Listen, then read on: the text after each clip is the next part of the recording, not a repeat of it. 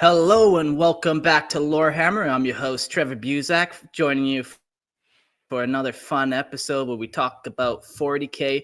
I feel like this is going to be a fun one. Lorehammer Legal is going to learn a lot of new tricks because we're talking about the Adeptus Arbites today and all their little tricks on how to keep the Imperial citizen in line. Joining me, we got Nick. Welcome back. Yeah, pleasure to be here. All of you grimdark 40K lovers out there. It's awesome to be here. Oh, yeah. Heck yeah. It's nice to have another friendly voice. We also got Tech Priest Gerald. What is happening with you? Hello. Look at that happy little guy. For those not watching the live stream, Gerald's dressed up as a tech priest. Little googly eyes on. It's quite the sight. I don't know how to feel about it, but hey, I told the Discord I might do a face reveal, so this is what you get. I think you need to do like a people authenticator thing, like select all the different bicycles in this picture just to confirm that you are really a human. But wait, I'm in trouble then. Oh God. I'd laugh if we got a little housekeeping. I'd laugh if one day we get to the end episode and Gerald does a face reveal and just under the mask is Henry Cavill just doing a fake American accent. Okay. That's your vote. Okay. I was thinking a black woman, but Henry Cavill would be sweet too. Whatever works for me. I'm just happy you guys are here to talk about the Adeptus Arbites. But before we get to it, we'll just go over some stuff as we normally do. Discord, we're doing the event, the gangs versus Adeptus Arbites warfare. I think at this point we have teams selected, either the gang or the Arbites. We have the majority of the lore written, and I think by the time this episode's out, we're going to be doing battles on the Discord. So we're going to pick a gang and match it up against our Arbites group, and then we read off the lore and see who kind of wins out. It's going to be a lot of fun. I got to write my lore. Crap. Get on it. Here, drop out right now and go write that. Priorities. For the Omnissiah. So go check out the Discord. We got a lot of cool things going on there. Always, I think we're really doing pretty good on doing consistent Sunday night movie nights too. So that's been fun to see that kind of happening. Yep. And if you too, whoop, did I just jump ahead? Oh, good. We're gonna roll with it. Roll with it. All right. If you want to join in on the movie nights and whatnot and join us on our live stream, you can join our Patreon. Yay! Join the Imperial Tithe for the Omnissiah. Ad-free versions of the show are $2.50. And then the video version of the show is $5. So what's your excuse? Are you a heretic? I'm subscribed to my own Patreon because I didn't want to be accused of heresy. So if I can do it, so can you. Mm-hmm. Yeah, I mean, the Patreon's awesome. It gives you so many added benefits. You get to join us in a live chat. You get to watch the live stream. And, at the end of the show, we always call in for the call-in guests, which is my personal favorite. I love to hear and see from members of the community. We ask all sorts of awesome questions. Yeah, definitely one of the best features of the show. Yeah, super fun doing it that way. And I get messages all the time. How do I join the show? How do I kind of become a part of the show? That's step one. Call in, build your rapport among the community. And then before long, you'll be like Nick, you'll be like Gerald, and we'll have a Lorehammer C team going. That's the goal, right? Cool. Today's episode is the Adeptus Arbites, the police force of the Imperium. This is going to be a two-part episode. The first little bit is kind of be, a little history, some little bit of organization, but a lot of just what actually is Imperial law. And then part two of this will be different ranks and war gear and tactics and all that kind of stuff. So let's find out what the actual law of the land is, so to speak. We got this great quote that's kind of branded, you're walking into the Precepts Fortress and there's this huge plaque, and this is probably something that it reads. Remember, that is the duty of the mighty Adeptus Astartes chapter and the glorious Imperial Guard to wage the Emperor's war, and the duty of the fearless Imperial Navy to guard the Emperor's spaceways. But it is the loyal servants of the Adeptus Arbites that His Divine Majesty in his infinite wisdom, entrusts the most sacred duty of all, keeping in check the lawless heretic rabble that passes itself off as the emperor's worthy subjects. I think they also enforce the Lorehammer Imperial ties. So, these are the boys that we're hiring out to do our security, to do our enforcement. So be wary of that. Yeah, let's start off as most stories start off, and let's just kind of get a little overview of this whole organization. The Adeptus Arbites, a grim and unyielding arm of the Adeptus Terra, enforces imperial law, the Lex Imperialis. Across every world held by the Imperium of Man, empowered by the High Lords of Terra, these relentless enforcers act as judge, jury, and executioner, with no need for the luxuries of due process that other societies might consider justice. That's nice. Okay.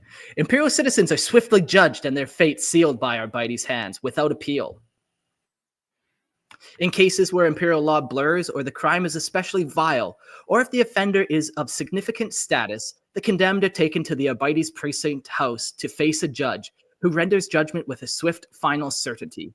Imperial justice may be harsh and uncompromising, but under the Arbites' watch, it is immediate and unfaltering. While the Astra Militarum battles external threats, the Adeptus Arbites holds vigils within, rooting out rebellion, recidivism, and sedition. Their brutality and necessity for the Imperium's continued existence. Unwavering, they act as a force above local enforcers, wielding superior training and deadly weaponry to eliminate threats, even within corrupted planetary governments.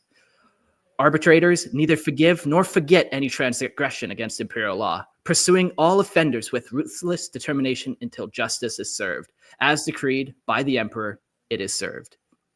Yeah, this, 40K, it's one big knockoff, but we love it that way. And this is really a knockoff of Judge Dredd. So, we can all kind of start picturing Judge Dredd and just how that dude operates with, I am the law.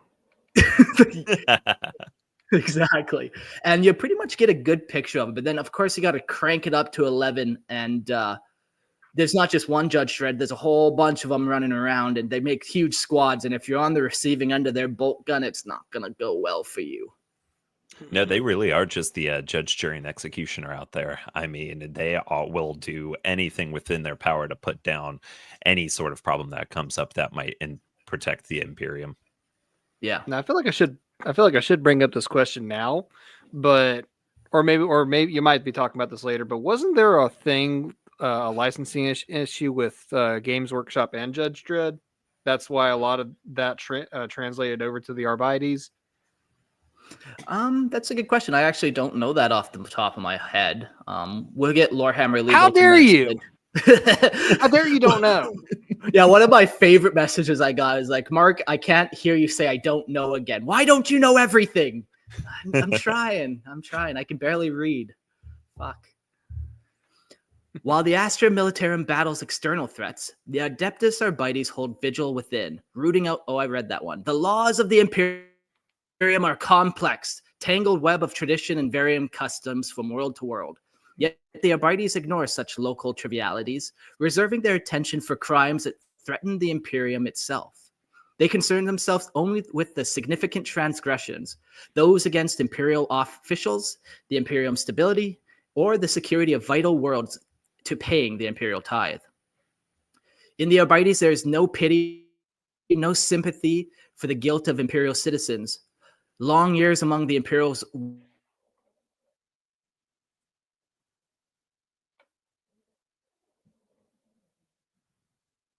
word itself.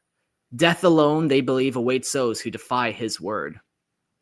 Yeah, this is one of those things where, the Imperium is so much just a religious cult.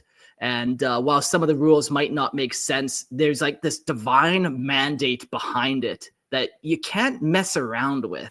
People take that really serious. Oh, yeah, absolutely. I mean, if you imagine the Imperium's like a giant watch, you always want to make sure that watch is exactly on time. And I imagine the Arbites, they're like the people that come in and keep it clean. They remove the dirt to make sure that it always is ticking away. Yeah. Yeah, that's a good way to see it. Yeah, because if one little cog's off, it throws out that whole whole machine, Oh yeah. A rare few cling to ideals of justice, but the ceaseless horrors and corruption they face erode even those notions. Among the Imperial citizens, the arrival of an arbiter patrol is often met with fear, for their methods, ruthless in investigations, unrelenting in arrests, merciless in execution, leave no room for comfort, only the cold certainty of the Emperor's law. Arbiters face their greatest adversaries not in the streets, but within the corrupt or inefficient local and planetary governments. Often, these entrenched authorities are the true enemy, forcing the Arbites to take command, cleansing hive cities, orbital void stations, and even entire planets in bloody, unforgiving purges. This is a relentless task, for arbiters answer only to their own commanders and judges across star systems and sectors. Standing above the local governance, feared and despised by the very people they protect, the helmeted, anonymous enforcers of the Imperial law receive no thanks, only loathing. Should Trump be hiring some of these dudes? I feel like American government needs a good purge. Don't even get me started on the Canadian government. They just need a fucking virus bomb. But a good purge every now, that's what these guys are going off. They're not going after petty crime. They don't care about street crime necessarily. They're worried about, this planet is not paying the Imperial tithe anymore, and that affects hundreds of worlds when now we don't have enough soldiers to go to war to protect against Xenos, or now they're making deals with Xenos, and that also is not going to be good. And who does it? The planetary government might set up this weird trade arrangement with the Tower Empire, and that's not going to fly very well. Yeah, I've definitely always seen them as diet inquisitors. They don't have quite that level of power, but they definitely, they're super powerful in what they can enforce, but they don't have quite that same level that an inquisitor would have. Yeah, that's a great point. One of the few powers they might not have is the ability to orbital bombard a place, But beyond that, I'm trying to think, what powers would they really lack, Well, they're also only confined to the planet that they're patrolling, essentially, too. Inquisitors do kind of have that free reign, so. That's a good point. Yeah. So, maybe there's a little bit of difference there too, but I think Inquisitor Light is kind of a great way to look at it for sure. Your sugar-free flight for Inquisitor. Your friendly neighborhood Inquisitor. Arbiters face their greatest adversary. Man, I keep rereading stuff. Okay, I gotta mark stuff down. Don't worry, guys. I'm getting better at this. In times of heretical uprisings or large-scale threats, the Adeptus Arbites are the last bastion of Imperial law. When revolutions or invasions arise, their precinct fortresses become the final symbol of Imperial rule, holding out to the bitter end, sounding alarms to higher authorities and bracing against the darkness. Each arbiter knows that if they fall, the planet follows. In such hostile conditions, they must abandon all sympathy, treating every citizen as guilty until proven otherwise. Yeah, there is no innocence, only varying degrees of guilt, which, this kind of rings back. You've done some things. This kind of rings back to Nick's thing about the Inquisitor Light, because the inquisitorial motto basically stands for innocence proves nothing.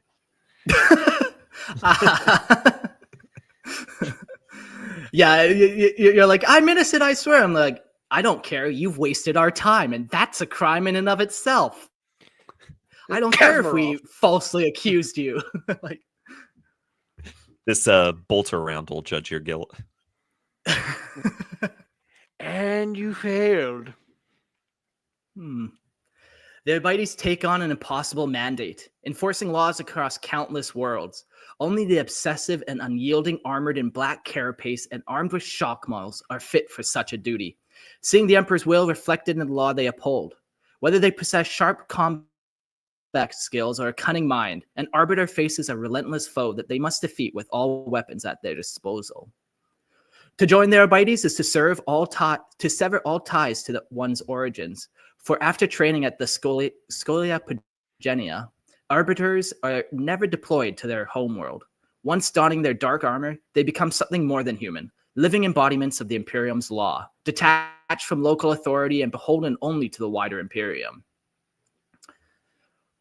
Arbiters' vigilance is constant, for crimes lurk without end, and they are vastly outnumbered by the populace they police. Therefore, they move swift, crushing dissent before it strengthens, only bringing devastating firepower at the first sign of resistance, preemptively arresting any citizen deemed at risk of criminal intent. These masters of urban warfare and crowd control have honed crowd control. They just open up fire with a heavy bolter into the crowd, and they're like, "Yeah, it's been controlled." They're all fucking wiped out. Like, do you think job they well use any done. less than lethal methods like a water hose or anything like that, or you think they just open fire? No, I like to think, yeah, they upgrade like the water hose to promethium hoses, and then the cigar wielding Arbites flicks his fucking cigar into the crowd. That's what I like to think about before I go to bed, anyhow. Yep, the crowd's been controlled. In the vast hab blocks of a hive world or the brutal villages of a feral world, each environment demands distinct methods, tapping into local vox networks, cultivating spies, and infiltrating suspicious organizations. Arbiters bring surgical precision to their strikes, using superior firepower and training to dismantle any criminal stronghold. Yet the greatest threats to their lives often come not as criminals, but from within. An investigation revealed hidden secrets of powerful officials, exposing an arbiter to dangerous not only from the lawless, but from the so-called loyal allies in positions of authority. It's one thing you had mentioned, and it's probably one of my favorite 40k things, is that these guys come from the Schola Progenium, the same place that Scions and Commissars come from. So they're just like that same high level of indoctrination, and they're no slouches when it comes to combat. These places are just so grimdark. It's awesome. Yeah, it's cool to think about too all the different worlds that they serve on across the Imperium. Like, you know, we just mentioned them being on a feral world where, you know, it's like tribal warfare and stuff, and they're just watching from their precinct tower, and they're like, yeah, that's fine, they can keep waging war. Like, maybe I know this planet has Adeptus Arbites who recruit from it, so they kind of like that little bit of confrontation. So they just watch, and then all of a sudden they see somebody doing something that's above and beyond just the standard kind of grimdark that we're used to. And they're like, okay, they open up their precinct gates and they just maul that feral population. There's nothing they can do about it. Wait a minute. Are you doing something with that skull? That looks like a lot of blood. Guilty. So, hold on. Let me adjust my glasses here. Okay, here we go. Sorry, the Omnissiah put on is his not reading happy with eyes. me. I got to put on my reading eyes because we're going to talk about the history of the Arbites. Across the million worlds of the Imperium, crime festers on a scale unimaginable in humanity's distant past. Beyond mere petty thefts or personal greed, entire planets and subsectors are often under the grip of vast criminal cartels and illicit organizations. Some wayward planetary governors reject imperial oversight, ruling as if their world were their private domains, hoarding resources, wealth, and labor for their own ends. In these grim scenarios, it is the Adeptus Arbites who step in to defend the Imperium's rights, preventing entire regions from slipping into rebellion or permanent lawlessness. Unlike a mere galactic police force, the Arbites disregard minor crimes like theft or murder, which are left to local planetary enforcers. This purpose is far greater to maintain the imperial tithe, root out insidious corruption, and protect against the witchcraft and heresy. So it really just seems like for the most part, as long as you're not disrupting that imperial tithe, they're going to leave you alone. Yeah, I talked a little bit about that the other day. I went on a little rant. I don't know if I want to repeat, but yeah, man, you don't want to mess with that imperial tithe. The most valuable thing in the Imperium is your body. And whether even if you're dead or not, they're going to make use of it. They're going to feed you to the population, or they're going to send you to a foreign planet. Like, you don't mess with the imperial tithe. Yeah. Yep, all about that tithe. We need those bodies. So So, from the ranks of the Arbites emerged the feared arbitrators, sometimes mistakenly called judges by the common folk. Although this title is reserved for a specific rank, arbitrators are renowned for their unwavering loyalty and grim resolve. When inquisitors seek unbreakable, combat-hardened allies who are steadfast in their devotion to the emperor, they often turn to the Adeptus Arbites. We're getting a comment from Grimaldus saying rant, rant, rant. He wants to hear it. He wants to get me banned from the internet, but I know what you know I know. And I know you know what I was going to say, Grimaldus, and you're trying to get me in trouble. How dare you, first of all? This is an honest, decent show, and we'll leave it at that. Carry on, Gerald. For the Omnissiah. Move on to you. Okay, back to reading. The arbitrators' iron stamina and relentless pursuit make them a force of ruthless endurance, surviving wounds and hardships in the unending hunt. They command absolute obedience from the populace they encounter. Where civil disorder or rebellion threatens, the arbitrators are unyielding in their work, rallying local enforcers, pursuing agitators, and restoring order by any means necessary. Again, I am the law. Arbitrators operate with a variety of methods. Reflecting their training at the Schola Progenium is under the influence of specific, sorry, my reading glasses are not up to par right now. Or under the influence of specific mentors. But unlike inquisitors, who often pursue private agendas, all within the Adeptus Arbites share a single duty to uphold the emperor's justice. Some arbitrators conduct their investigations openly, unmasking their quarry regardless of noble birth or social rank, even at the risk of fierce hostility. In such instances, it is clear that any summoned imperial force would align with the Arbites should conflict arise. Other arbitrators employ more deliberate methods, carefully gathering evidence and interrogating witnesses to build a meticulous case. The Inquisitor's relationship with the Arbites is one of the more harmonious within the Adeptus Terra.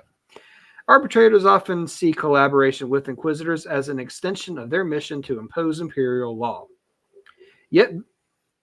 Yet this alliance can fray when a judge perceives an inquisitor to have violated sacred laws, with arbitrators turning against the very inquisitors they were assigned to support. Thus, the more radical factions of the Inquisition know to tread carefully when enlisting members of the Adeptus Arbites as their acolytes. Yeah, that's pretty cool. I think I wrote a little bit more about this relationship at the end of this episode, but it might be at the beginning of the next one. I forget where I put it. But this relationship between them, like even the Inquisition is afraid of these guys, and even the Inquisition is held in check by these guys. If they're messing around too much, they're probably the only people, other than for like the High Lords of Terra, who have any pull over an Inquisitor. Yeah, I think that's crazy. I mean, if you want to have like a best friend in your pocket, why not have like an Inquisitor, Yeah. Yeah. I mean,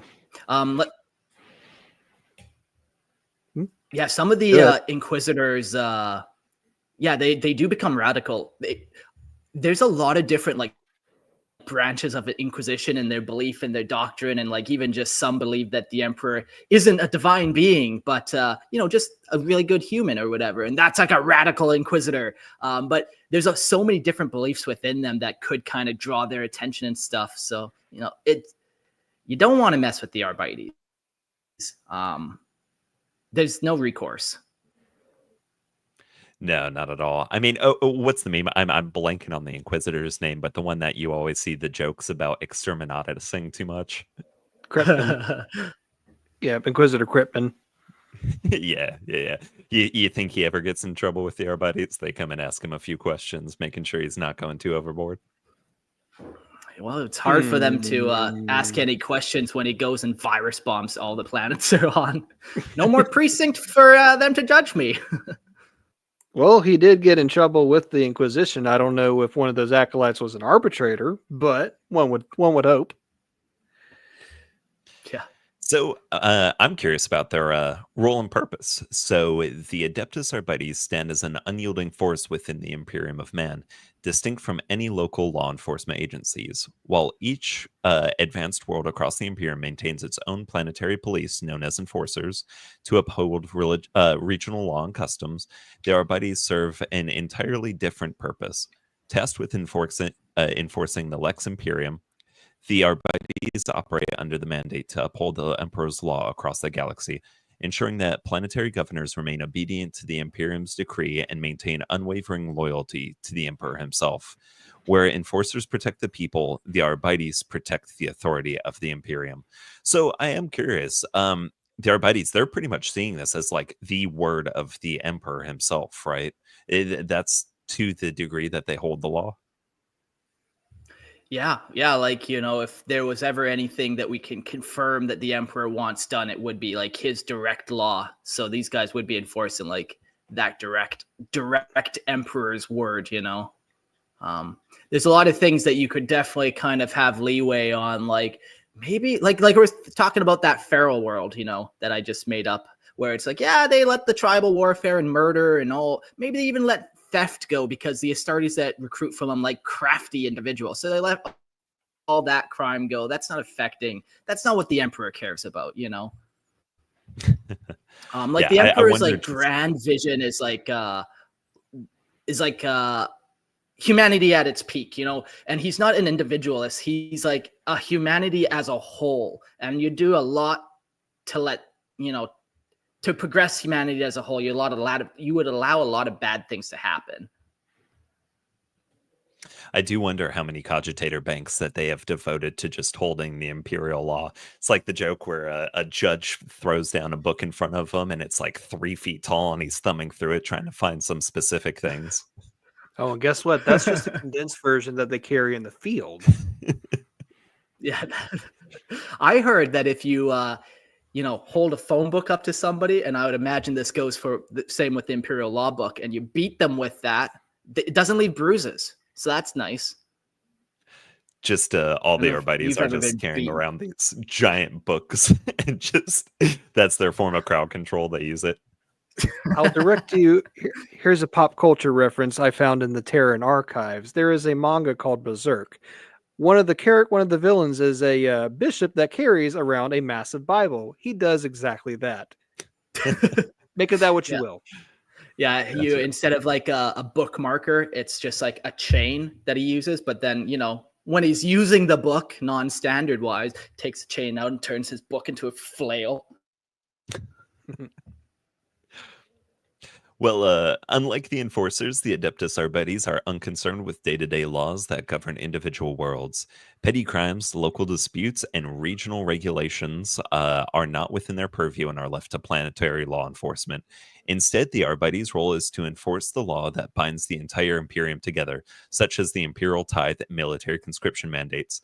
Their function is to monitor and control the broader workings of a planet adherence to Imperial rule, ensuring that none defy or disregard the will of the Emperor. This is an unwavering mandate to which the Arbites dedicate every aspect of their being. So, if they ever come across like a gene stealer cult or anything in some of these hive cities, do you think they work closely with like the Planetary Defense Force, things like that, to try and help call it, boost their numbers a little bit? Yeah, I could imagine they do, but also at the same time, like maybe a gene stealer cult might be a bad example because at that point, who can you trust? Like they're so sneaky and so infiltrated that I don't know if you'd really want to bring in another organization to try to help you deal with them. I think you'd want to maybe try to call it in like the Inquisition or maybe Arbites from a nearby planet instead of getting local law enforcement who could potentially be corrupted involved. Well, I think it might also depend on the level of infestation with the gene stealer cults, because I know a lot of times, I think from one of your earlier episodes, Mark, like you mentioned, like the whole process from beginning to Tyranid invasion can be like centuries. So, yeah, a couple generations. Let's just do a quick Google search on that while you carry on. Yeah, yeah. When it comes to planetary governors, the Adeptus Arbites holds an especially critical role. As the highest representatives of the Imperium on each world, governors wield immense authority and resources. However, this power must always be tempered by absolute loyalty to the Imperium. Should a governor grow ambitious, delay tithes, or ignore urgent requests for aid, it is the Arbites who intervene, taking swift action to correct such insubordination. Often, the looming presence of the Arbites fortress like precinct house alone serves as a potent reminder that the Emperor's gaze is always upon them. Few planetary rulers are willing to tempt fate when the Arbites stand ready to impose imperial retribution. The Yeah. precinct fortress of the Adeptus Arbites are intimidating structures, symbols of the Imperium's uncompromising authority. Heavily fortified and equipped with armories, these precincts are built to withstand sieges and to project fear into the hearts of all those who would consider defying the Imperial's law. Within their walls, arbitrators are trained to see themselves not merely as enforcers, but as the embodiment of the Imperium's justice. For any governor who might consider testing their power or skirting imperial decree, the knowledge that an Arbites fortress limbs nearby is often enough to restore compliance. You know, the Imperium has such a stylized flair to everything that they do. I'm just picturing like a precinct fortress is literally shaped like an aquila. And, you know, they got their different wings or whatever, this little part of the precinct over there. But like, you know, the Imperial Eagle's head or whatever is where the judges will actually judge people, and they have a tower where they look out from the eyes and surround. Like, it's such a stylized thing for sure. Their precinct. It's a not giant just aquila. like this. He's doing that. Yep. We're talking in the Discord earlier about different symbols of the Imperium, and you know, if you cross your hands, you get the aquila, and then there's a way to do the cog. I think you just interlock your fingers, kind of like that. Then somebody fingers and then kind of roll into it, and then it's usually okay. done but with a bow out of reverence for the Omnissiah. Ah, I see. So somebody came up with like the Lorehammer one, which was kind of like he just made.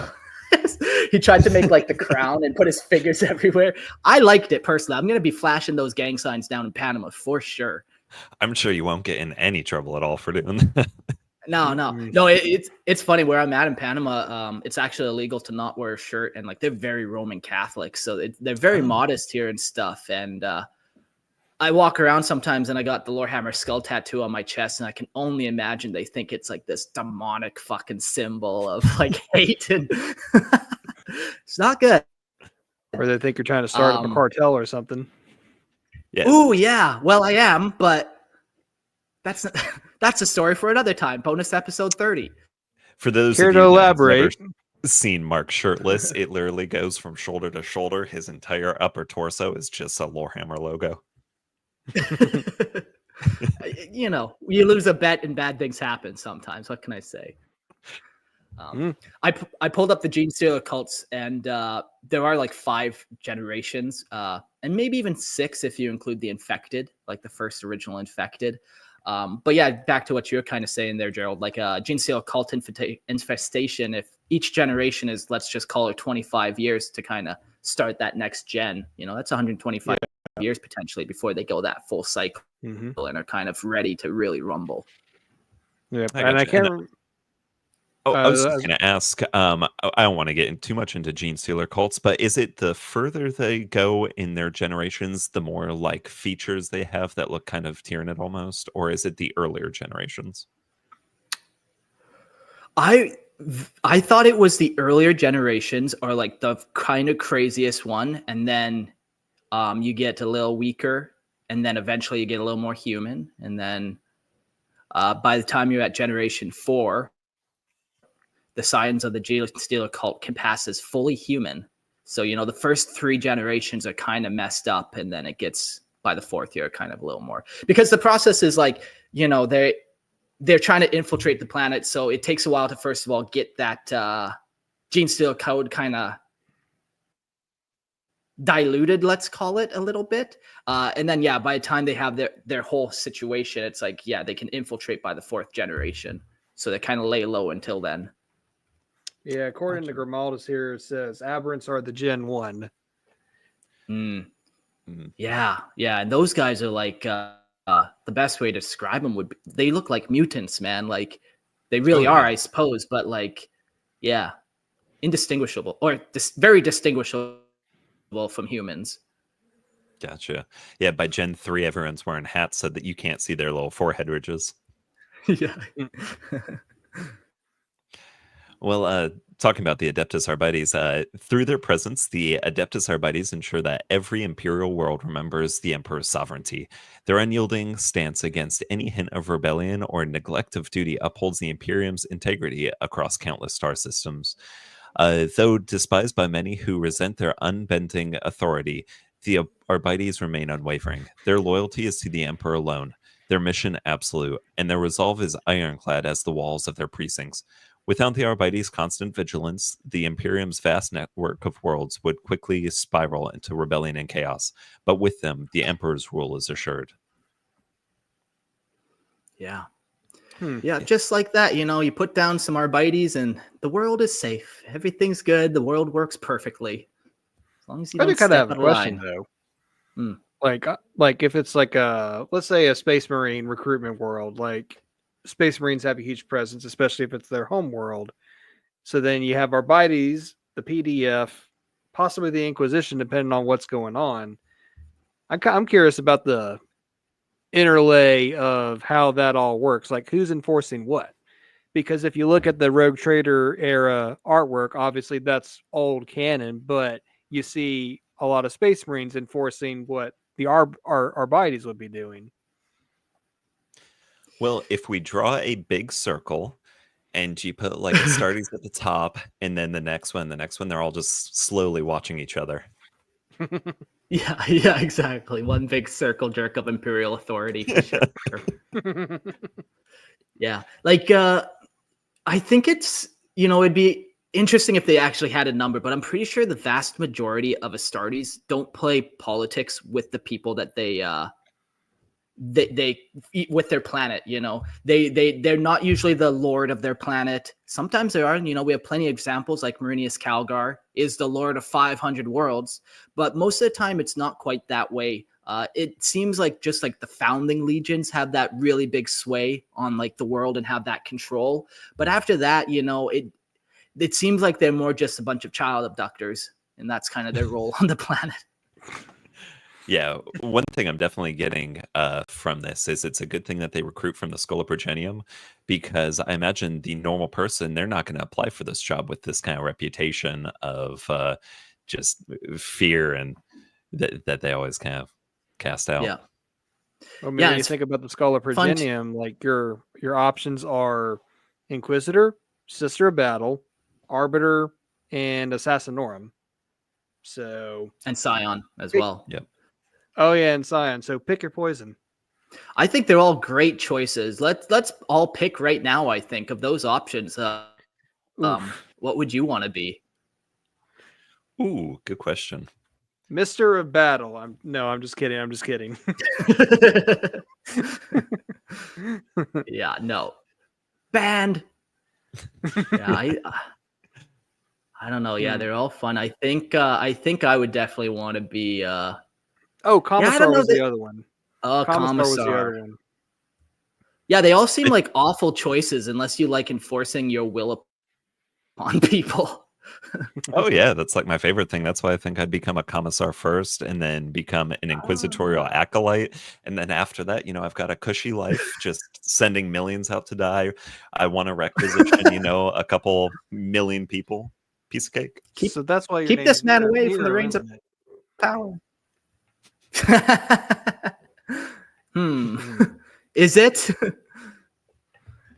All right, well, we'll jump to the next little section here about duties and powers.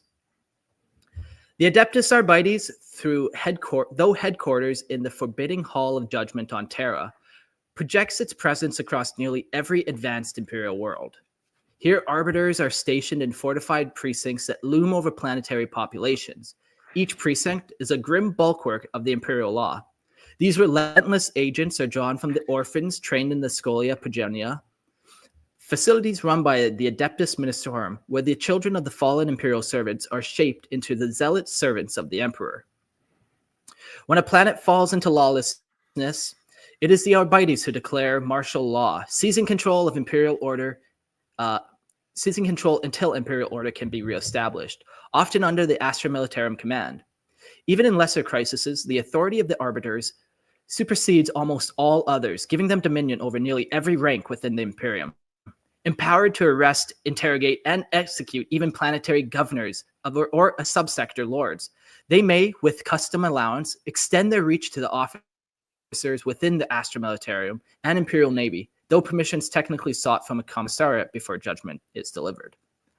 Yeah, that's a neat little line there. Like, while they are all powerful, like the Imperial Guard isn't necessarily what they're after enforcing. You know, technically they've already fulfilled their Imperial tithe, and now it's up to the commissariat to make sure that they really fulfill their tithe duty. You know, but the people have already been drafted to the military, so the Arbites are like, they did. You know, our job's done on that in that regard.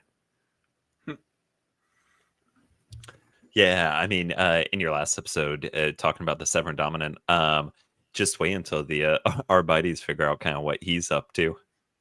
Oh boy, scandalous. I think I know what I want to be going back to the Scully and Paginia real quick. What would you be? Can I be a priest? I feel like I would make a great Ministorum priest, just passing on the word of the Emperor. Praise be him, recruiting new people into his ranks. Oh, the Emperor is great. You can get 3 square meals of corpse starch a day. It's perfect. I love it here. Wait a minute. Are you a heretic? I swear I'm not, man. I'm the Emperor's most faithful servant. I swear. Up and down. Aquila across my chest. I swear it. We know how much you love those Primaris Marines. They're the first heretics I'd go after if I had any power, any real power. But no, thankfully, I'm just a Ministorum priest, passing on the good word of the Emperor. Joke's on you, Mark. In my homebrew lore, you are Primaris Marine. Oh, God. Yeah, Dun, you made dun, me dun. many that I actually have on the shelf behind me, but it's too dark to see. You made me my captain. Pretty neat. I like it. We have some questions in the chat we'll get to real quick. Okay, boys, I'm here. I just can't hear very much. I'm at work. Well, I'm glad you can just hang out and listen to our voices. I don't know what you do for work that you can watch, but you can't listen. But we're glad you're here. Everyone give him a smile. Next question we got. You make a great doomsayer for the Emperor. Thank you. I appreciate that. You're too kind. That's been my goal this whole time. Would Duke have any Arbites in his pockets? Maybe clarify who Duke is. Do you guys might know who he's talking about? Duke Nukem, maybe? That's all I know. That's the only Duke I know. Are they out of bubblegum? That'd be my question.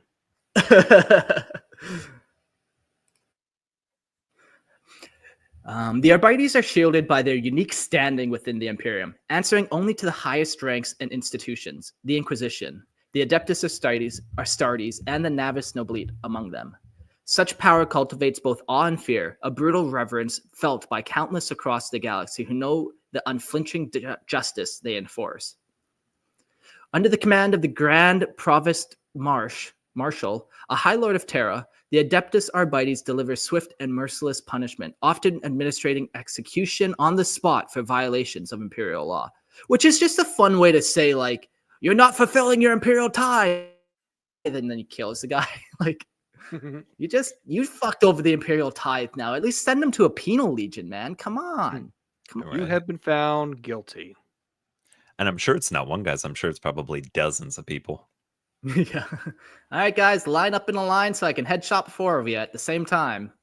We got to save them bolter rounds.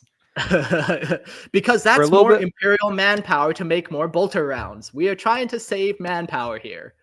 And we need to save on bullets, so some of you guys have to share. Good old Deadpool.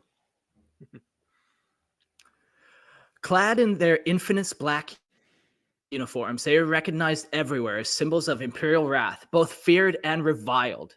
The Arbites form the militant, unyielding arm of the Adeptus Terra, a force fully focused solely on enforcing Imperial law rather than the myriad local custom and edict that govern Imperial worlds. Aloof and uncompromising, Arbiters patrol in shadow, rarely interacting with the common citizen except to strike fear or drag an unfortunate soul to the grim precinct fortress, places where the Emperor's law is handed down with iron severity.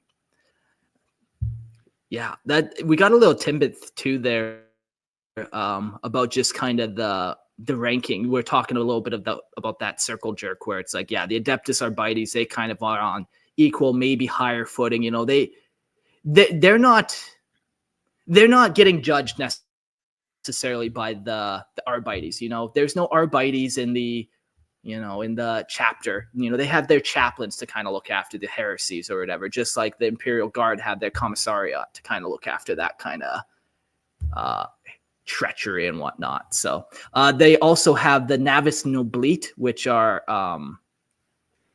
like navigators, right? Sometimes I mix up my High Gothic and Low Gothic. I'm pretty sure you're right. Yeah, I think you're right. Yeah, the great navigator houses. Yeah. So yeah, they also are kind of like, you know, immune from this, which I wonder why they are.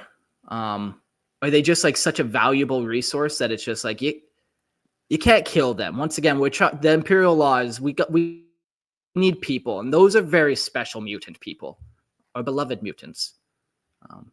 Yeah, because I'm pretty sure the navigator mutation, it's pretty rare, right? Not like a whole lot of people have it. Yeah, and like it's like passed on from generation to generation. It's not like a random occurrence like the psyker gene, where it's like even if your parents are psychers, you might not be. In fact, there's no reason to think that you would be. It's very random, but the navigator gene is a specific gene passed on. We got Grimaldus, who clarified his Duke. Would Duke Severin have any Arbites in his pockets? And that's from the Severin Dominant episodes that we've been talking about. And yeah, I think we did mention that he did have some of these guys in his pocket. You know, I mean, everyone can be corrupted is the thought. So, I mean, yeah, like if you listen to the Crimes and Gangs episode from, was it this Monday? Yeah, Monday. So yeah, Monday, any even arbiters and can be bought too. So yeah. But I guess we'll need to talk about their precinct fortresses since that's a lot going on there. Aquillas upon Aquillas upon Aquillas. It's fractally padded, everybody. Fractal Aquillas. It's Aquillas all the way down. It's fractally Aquillid. Sounds like the most horrific LSD laced drug trip I've ever seen.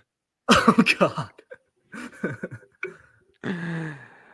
The arbitrators conduct their unyielding operations from colossal precinct fortresses positioned within capital cities and close to the planetary governors of major imperial worlds. In the teeming depths of these hive cities, courthouse precincts serve as watchtowers of relentless surveillance, with while lesser planets, deemed insignificant by imperial decree, may house only a single arbitrator in a lone fortified precinct. That sounds pretty lonely. Yet, regardless of location, no. He's got a bunch of victims around him, like tons of victims around him for sure. I mean, guilty people. Like there's always screaming in the background of the tortured and stuff that keeps him company. He's got his flying servo skulls of half the people that he turned into his new friends flying around him. I think it's good. He's just living in a super armored closet. Yeah. For the gangs and Arbites, I wrote a lone Arbites that kind of is. I won't share too much, but yeah, you know, he seems happy. The guy I wrote, just killing heretics all day long. Well, be careful because I think some Night Lords guys might be taking some notes. Sounds like Mark's basement. Well, you can ask Jordan about that on the next live stream on Friday, and you know, get the real vibe of my basement and what it's like. I'm sure he has nothing but good things to say. I'm sure of it. In fact, I can guarantee it. Fun fact, LSD was made by the military. Thanks for that, Purge. Join the military now and get your free batch of LSD. That's the best recruitment campaign I've ever heard, I think. Have you almost gotten all that cooked Eric smell out of your basement yet? No, I let it linger just because I like the way it is. Yeah. Yet, regardless of location or scale, every precinct fortress retains an uncompromising and foreboding consistency. Built with lost my place. Built with brutal efficiency, each fortress stands as a grim, black-armored citadel, its walls thick as a military bunker, and its imposing height casting a shadow over surrounding buildings. Menace emanates from these severe structures, warning all those who pass by of the justice within. Behind thick armor-plated walls lie the billets where arbitrators reside, the formidable armories, secure cells for detaining the condemned, and the merciless courtrooms where the imperial judgment is meted out. You think too they have maybe like a corpse starch factory, or they ship their bodies off when they're done with them to somebody else. So like, what do they do with all these people that they fucking just execute down there? Oh, I'm sure they get recycled to make use to the Imperium in some way. Absolutely. Yeah, okay. They don't have this whole like underground corpse starch operation though. They probably just let somebody else deal with it. Where do you? I mean, Yeah. they got to get their own ration somewhere. So, oh, that's true. Okay, yeah, no, good point. Good point. Yeah, I don't know. You think our arbitrator is going to be eating corpse starch, or do you think he's going to be privy to something a little bit better? He gets like those, as you were saying, those chicken ramen noodle flavoring packs or something to it. Yeah. You're still eating people, but at least it tastes like chicken this time. Oh no! He's got the premium instead of regular corpse starch. It's chicken flavored corpse starch. Oh, that's the good stuff right there. Oh, that's the good stuff. Be honest, boys. Do you like the chicken or do you like the beef ramen better? The chicken. Yeah, definitely the chicken. Yeah. Both of you are wrong. We all know shrimp is where it's at. You fuck. Oh, get no. out of here! Get out! If I could see your face, I would fucking. Tell that to me in person. Yeah. Do it. That one reminds me of Spider-Man. Those eyes. I like that one. The red Spidey eyes. What about you, chat? Oh, we got a fiery shrimp from Death to Snoochie. He likes the shrimp. Jinkermaldus likes to eat mantis shrimp flavored corpse starch. That's good. Oh boy.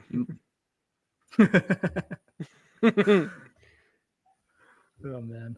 Speaking of mantis shrimp, has B team gotten any more complaints as of yet? You know, we don't get any complaints because we're the best and we've been promoted to A team. So, and I don't even know what Christian and fuck it. Wow, no, that was more of a hearty suggestion. We'll call it. Well, we did get the a lightly veiled threat.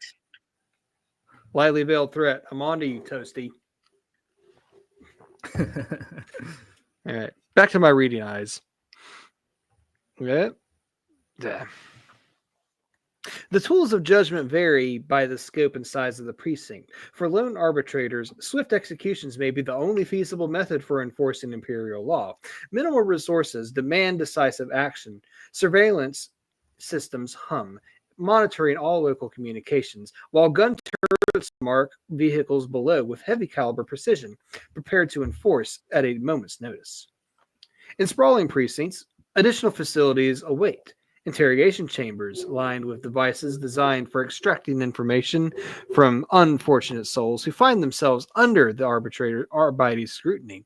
Medicaid centers filled with surgeon servitors and automated tools to tend wounded agents. And astropathica shrines for sending desperate calls for aid across the stars or decoding messages from distant reaches. That's a cool little add-on, the telepathica shrine, you know, like that every one of these precincts has this built-in like warp communication device beyond just their standard comms or whatever for like, yeah, man, you need to be able to get that message out. Like if there really is a serious rebellion, you need to be able to get that message out to the next planets over and stuff for warning. Cool little add-on that they have. Nice little chamber. Maybe that's why they were mentioning kind of the Navis Noblete kind of being kind of free from the judgment of Arbites. It's because, like, yeah, we need them. In fact, every fortress has one of these guys in it, so we got to stay in good standing with them, because the Navis Nobility are so powerful that they don't have to give you their people, and there's such a limited resource that, like, really they don't have to do anything they don't want to do, and there might not be enough to give everyone's one. So yeah, well, it's just like the Mechanicus. I mean, we may believe in the Omnissiah, and which might be heretical to some Inquisitors, but guess who makes your guns? yeah. I mean, speaking of guns, as you were saying, they have turrets on the sides of their buildings that just slowly watch as you're driving down. I imagine you're just in one of these buses in a hive city, and you just have this cannon tracking you as you're driving by. Some people look at it like terrifying, but I think the better way to look at it is they care so much about you that they want to watch you and make sure you're doing all right. Oh, that's caring. the thing. You live in an imperial world, unless you're in like one of those underhives, like deep down in the criminal organizations, you're always being watched by someone. Yeah, gives a whole new definition to Big Brother is watching. Big E is watching. And he might just be fucking the farmers, your wife, too. He might possess you, and you never know. He might even be you. So just be on the lookout. My soul is entwined to the Omnissiah. Planetary governors may loathe the Arbites' presence on their world, resenting the inescapable imperial oversight that precinct fortresses signify. But in times of civil unrest, these fortresses stand as a bulwark against revolt, often offering sanctuary for loyalists and crushing uprisings from within their iron walls. When invasion threatens, the Arbites are often the only ones able to send a plea for reinforcements. Their fortress precincts become the final strongholds, rallying points from which resistance is commanded. For the arbitrators, surrender is never an option. They hold out against all odds, enduring until the food and ammunition are spent, their resolve unbroken in the Emperor's grim service. The more you raid their fortress, the more food they get, though. Bring those corpses our way. The chat wants me to message Ichiban Noodle Company and see if we can develop an Eric flavored ramen. So we'll get that. We'll get on that. Lorehammer Legal will reach out to the right people and see if we can get an Eric flavored package. Yeah, they're definitely going to have to hire you on, Mark, because you're the only one that knows what he tastes like. Well, only knowing person. A couple other people unwillingly partook.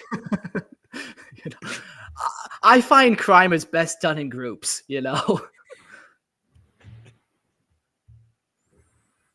Well, speaking of breaking the law, we're going to go on to the Imperial law. The arbitrators of the Adeptus Arbites, also known as arbiters, wield immense power yet remain bound by strict mandate.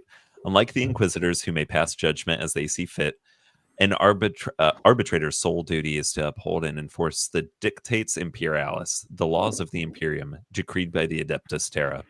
The lesser laws of the individual world lie beyond their authority and are left to the hands of local law enforcement. Their allegiances is reserved solely for the Imperium, placing them above any planetary governor or imperial commander, unbound by local edicts. The bedrock of the Arbites' purpose is the Lex Imperialis, a vast compendium of laws, decrees, and precedences established by the Emperor in the distant past and continually expanded by the High Lords of Terra for over 10,000 years. Such an ancient labyrinthian code is rife with contradictions and complexities. An arbitrator must easily devote decades to untangling its nuances for single cases. In a world of imperial law, enforced by the Arbites, even the helpless may be found guilty, for the law can be as unrelenting towards the kidnapped as it is towards the kidnapper. So I was actually doing a little bit of research before we did this episode on the Lex Imperialis and the Hall of Judgment. So anytime a judge makes any sort of like verdict, it gets written up and sent to the Hall of Judges, and they get hundreds of thousands of these a day, and it's described as being these endless rows. And judges will actually go there and study it, and it will take them entire lifetimes to find information they need, and they'll transfer what they've learned to the next generation coming in. It's crazy. So yeah, I can imagine it's how many contradictions, Yeah. I guess that's why it's easier just to fucking bolter him in the head and just, save on some paperwork. I was gonna say, yeah, far less paperwork. Far less paperwork. Speaking of paperwork and sentencing, hold on. Let me get my angry eyes on. From Purge here. I got to get my incursors out of the mail because Primaris Marines are the best Marines. Okay. You will shortly be hearing a knock on your door. Those are the Arbites. You can let them in. You don't have to. They'll get in either way, but you should let them in. Mm-hmm. Well, the crimes that draw the Arbites' attention are rarely minor. They concern only the gravest offenses against the Imperium, for which the penalty is most often death, whether immediate execution or the grueling fate of a service in the penal legion of the Astra Militarum. Imperial citizens brought before an arbitrator hold no legal right to a trial. An arbitrator's judgment is final and carries the weight of the imperial will. Public clashings and death by burning are among the penalties for particularly religious heresies, reinforcing the Arbites' grim authority. It all sounds awful. Yeah. I mean, no wonder. Yeah, No so wonder what do everybody you- hates these guys. Yeah. What do you call one of these religious burnings? Is it just like a barbecue cookout? And everyone's invited to come to the barbecue. Tonight we're burning heretics. It's definitely not immolation because they're not doing it to themselves. They're being forcefully into it. Oh man. I mean, what did they call the witch burnings back during the Salem witch trials? Yeah, Fun? That's a good point. You got issues, Trevor. Hey, I heard, who knows how true. I heard a couple things. That ergot is what caused the witch trials, the Salem witch trials, which is basically this almost like psychedelic fungus, I think. I might be describing it slightly wrong, that occurs in wheat. So when they eat it, they kind of start tripping or whatever from this fungus. So then they thought they were these magically powered witches. You guys heard such a thing? No, I haven't. I did hear a thing that modern religion is made by eating magic mushrooms, like back in medieval times. So I mean that makes sense that you do too many sort of hallucinogenics by mistake and ergodability and hold on. Bring up the next comment. Bring him up. Oh wow. Toasty. Yeah. Grimaldus says ergot is LSD, and then Vengeful Toasty Toast. Actually, there is no burning of the witches during the Salem witch trial. Yeah, because they weren't real witches. So it was just human burning.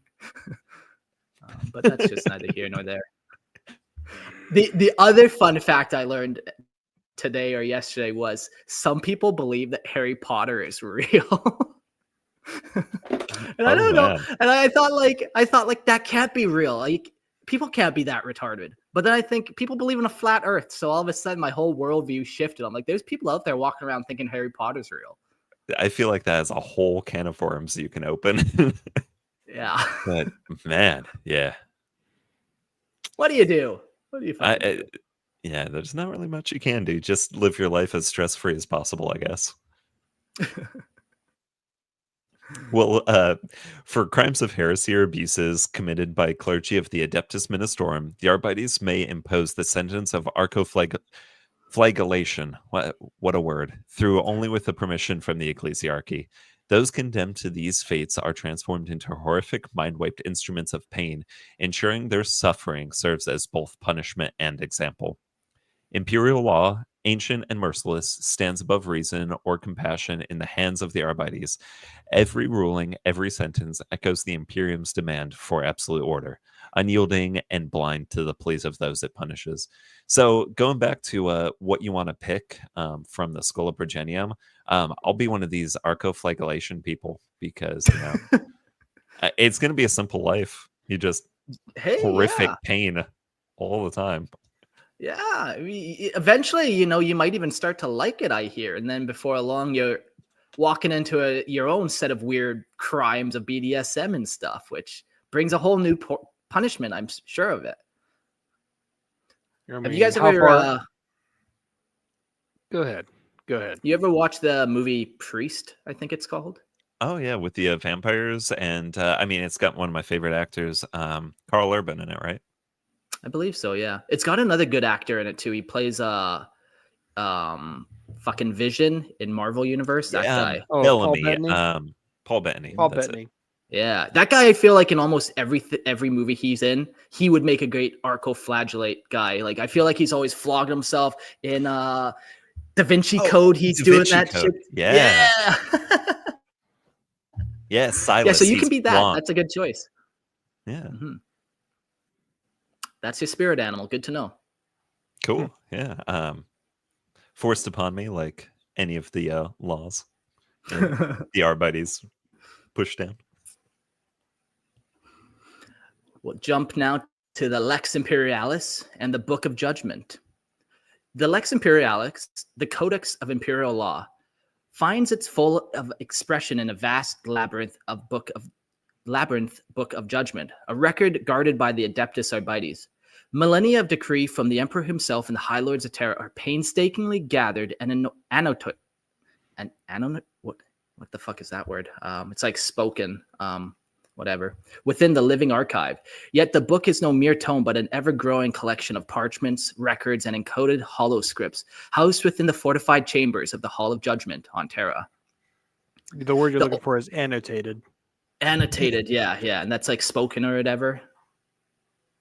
Yeah, like written down, or if someone that if you speak it out, you're scribing it, pretty much. Yeah, okay, yeah. It's fun when you just read words and you like, doesn't matter what it sounds like, you just know what it looks like, and that's good enough. That's why you should sign up for the Patreon. Every time we get in like $10, we take a single dollar and put it into a jar, and we're slowly saving up money to send Mark to like a high Gothic reading school. Send me back up to the first world so I can learn some English again. You know. The oldest laws rest on the decaying parchments, scribed by nameless servants in dead languages from forgotten ages. But each day, new records are added. Volumes of parchments, data records, and intricate holoscripts are meticulously integrated into the towering shelves of the Hall of Judgment. The shelves, braced by marble and iron, stretches hundreds of meters toward the vaulted ceilings. Fucking tight. What a place this is. Their expanse extending far across a complex that spans many acres and is laden with endless corridors, levels, and rooms. Scribes, law lords. Law lords is a sweet title. No more lawyers. We're calling them law lords. That is an awesome title. Fucking tight. Scribes, law lords, and scholars tread with well-worn marble floors, while above clerks crawl across metal gantries and ladders like spiders, combing through endless volumes of the rare passages needed to render judgment. Okay, I think this is almost one of my favorite places in all of 40K now. This is such a fucking cool place. Just all these books, and like none of them mean anything really. All of them just end in like, it says a law and then it's like punishment is death. And it doesn't even matter. It's like somebody walked on Monday. Punishment is death, and every world has its own fucking weird law, and it always ends the same. That's the craziest thing. As I was saying, these things are acres big. I mean, that's just like you walk down a hallway, it looks like one of those like college libraries, but it's just unending. Yeah, and like you have all these weird scribes, like they described it as like spider-like climbing around, but like they probably do have weird like spider legs growing out of their back, like mechanical ones, of course, like very tech priesty, crawling up these hundreds of meters tall bookshelves. And correct me if I'm wrong, like there's only one of these halls of judgment, and it is on Terra, right? This is like a one-off location. I'm like right? almost 100% sure. Yep. Yeah. Very cool spot. How much do you think they charge for overdue books? Death. Yeah. They charge that. A bolt around. Yeah. They might go lenient and just make you a servitor. That's not bad. Sandy. Okay. You think they have servitors going around organizing all the books and stuff, making sure they're in their proper Dewey Decimal place? Well, fun fact, and there is a Warhammer Plus cartoon episode that does a certain hive world was occupied by Tzeentch, but one of the One of the buildings was a massive library, and you have servitors that all they do is just count and make sure each and every book is in its proper place. And that's all you do all day. All day, every day. You know, there's some jobs in the Imperium that are more important than others, but all of them are still important. Yeah. If we're getting a petition here from... If I'm ever turned into a servitor skull, I want you to make sure you attach an abacus to me, okay? So to help me count. I got you. We can make that happen, I promise you. So for every $15 that are sent, we get me some reading lessons, and we get Nick an abacus. Perfect. And the chat's saying we should change the name to Lorehammer Law Lords, I mean. I'll talk to Lorehammer Legal about that and see what they will manage. Now, I'm not in control of that. That's its own separate organization to keep it from being corrupted by my influence and powers and stuff. Everyone needs their own check. So, you know, I'll have to petition them as you've petitioned me, but I think we can make it happen. And then we got another comment from Mr. Purge here. Generational trials are crazy. You stole something, but the judge has passed down your sentence to your grandchildren because you died before the sentence could be carried out. Before they come to a verdict. Sorry. The sins of the father, eh? This is a one universe where they pass that shit down. Yeah, and what's funny is it could probably be something not as small, but he like misfiled paperwork or something that messed up the Imperial tithe one day. And now they're trying to figure out, oh, what should we do in this sort of situation? And now your grandchildren's suffering for it. Just as the or Emperor you could intended. Or you could just be like one person from Watcher in the Rain and actually enjoy it and somehow get away with it. I don't think that happens. Come on. Where's the grim dark in that? You're looking up at the rain and all of a sudden it's fucking acid. My eyes. But think about what the person from Watcher in the Rain does. They're deliberately screwing up the paperwork, resulting in the loss of billions of guardsmen, and they're enjoying this. Ooh, that's some Duke Severin shit right there. Yeah. Messing around. I don't think I've read that book, but I think that might be the next one on my list. It's really good from what I've heard. Do you guys read like a lot of 40K novels and stuff? I'm just slowly getting into it, actually, but I'm digging it so far. Yeah, really liking it. Gerald? I've mostly listened to the audiobooks. I have a few copies of like the Primarch novels and stuff, but who has time for actually reading? Yeah, that's true. So I'm horrible. Like if movies come out, I am like one of the first people to go on Wikipedia and read up the plot lines, and I will fully admit, guilty. Punish that man. Oh yeah. And my wife makes fun of me too, because sometimes I'll watch a movie and if there's like something I missed, I'll go through and read the Wikipedia on the plot just to see if it makes sense. But I will also admit on some of the Black Library books, I've gone in and kind of read up the lexicanum or the Wikipedia on it. Yeah. I've always liked preferred codexes and like RPG books and all that. You know, I've tried reading the novels and stuff, and they can be fun.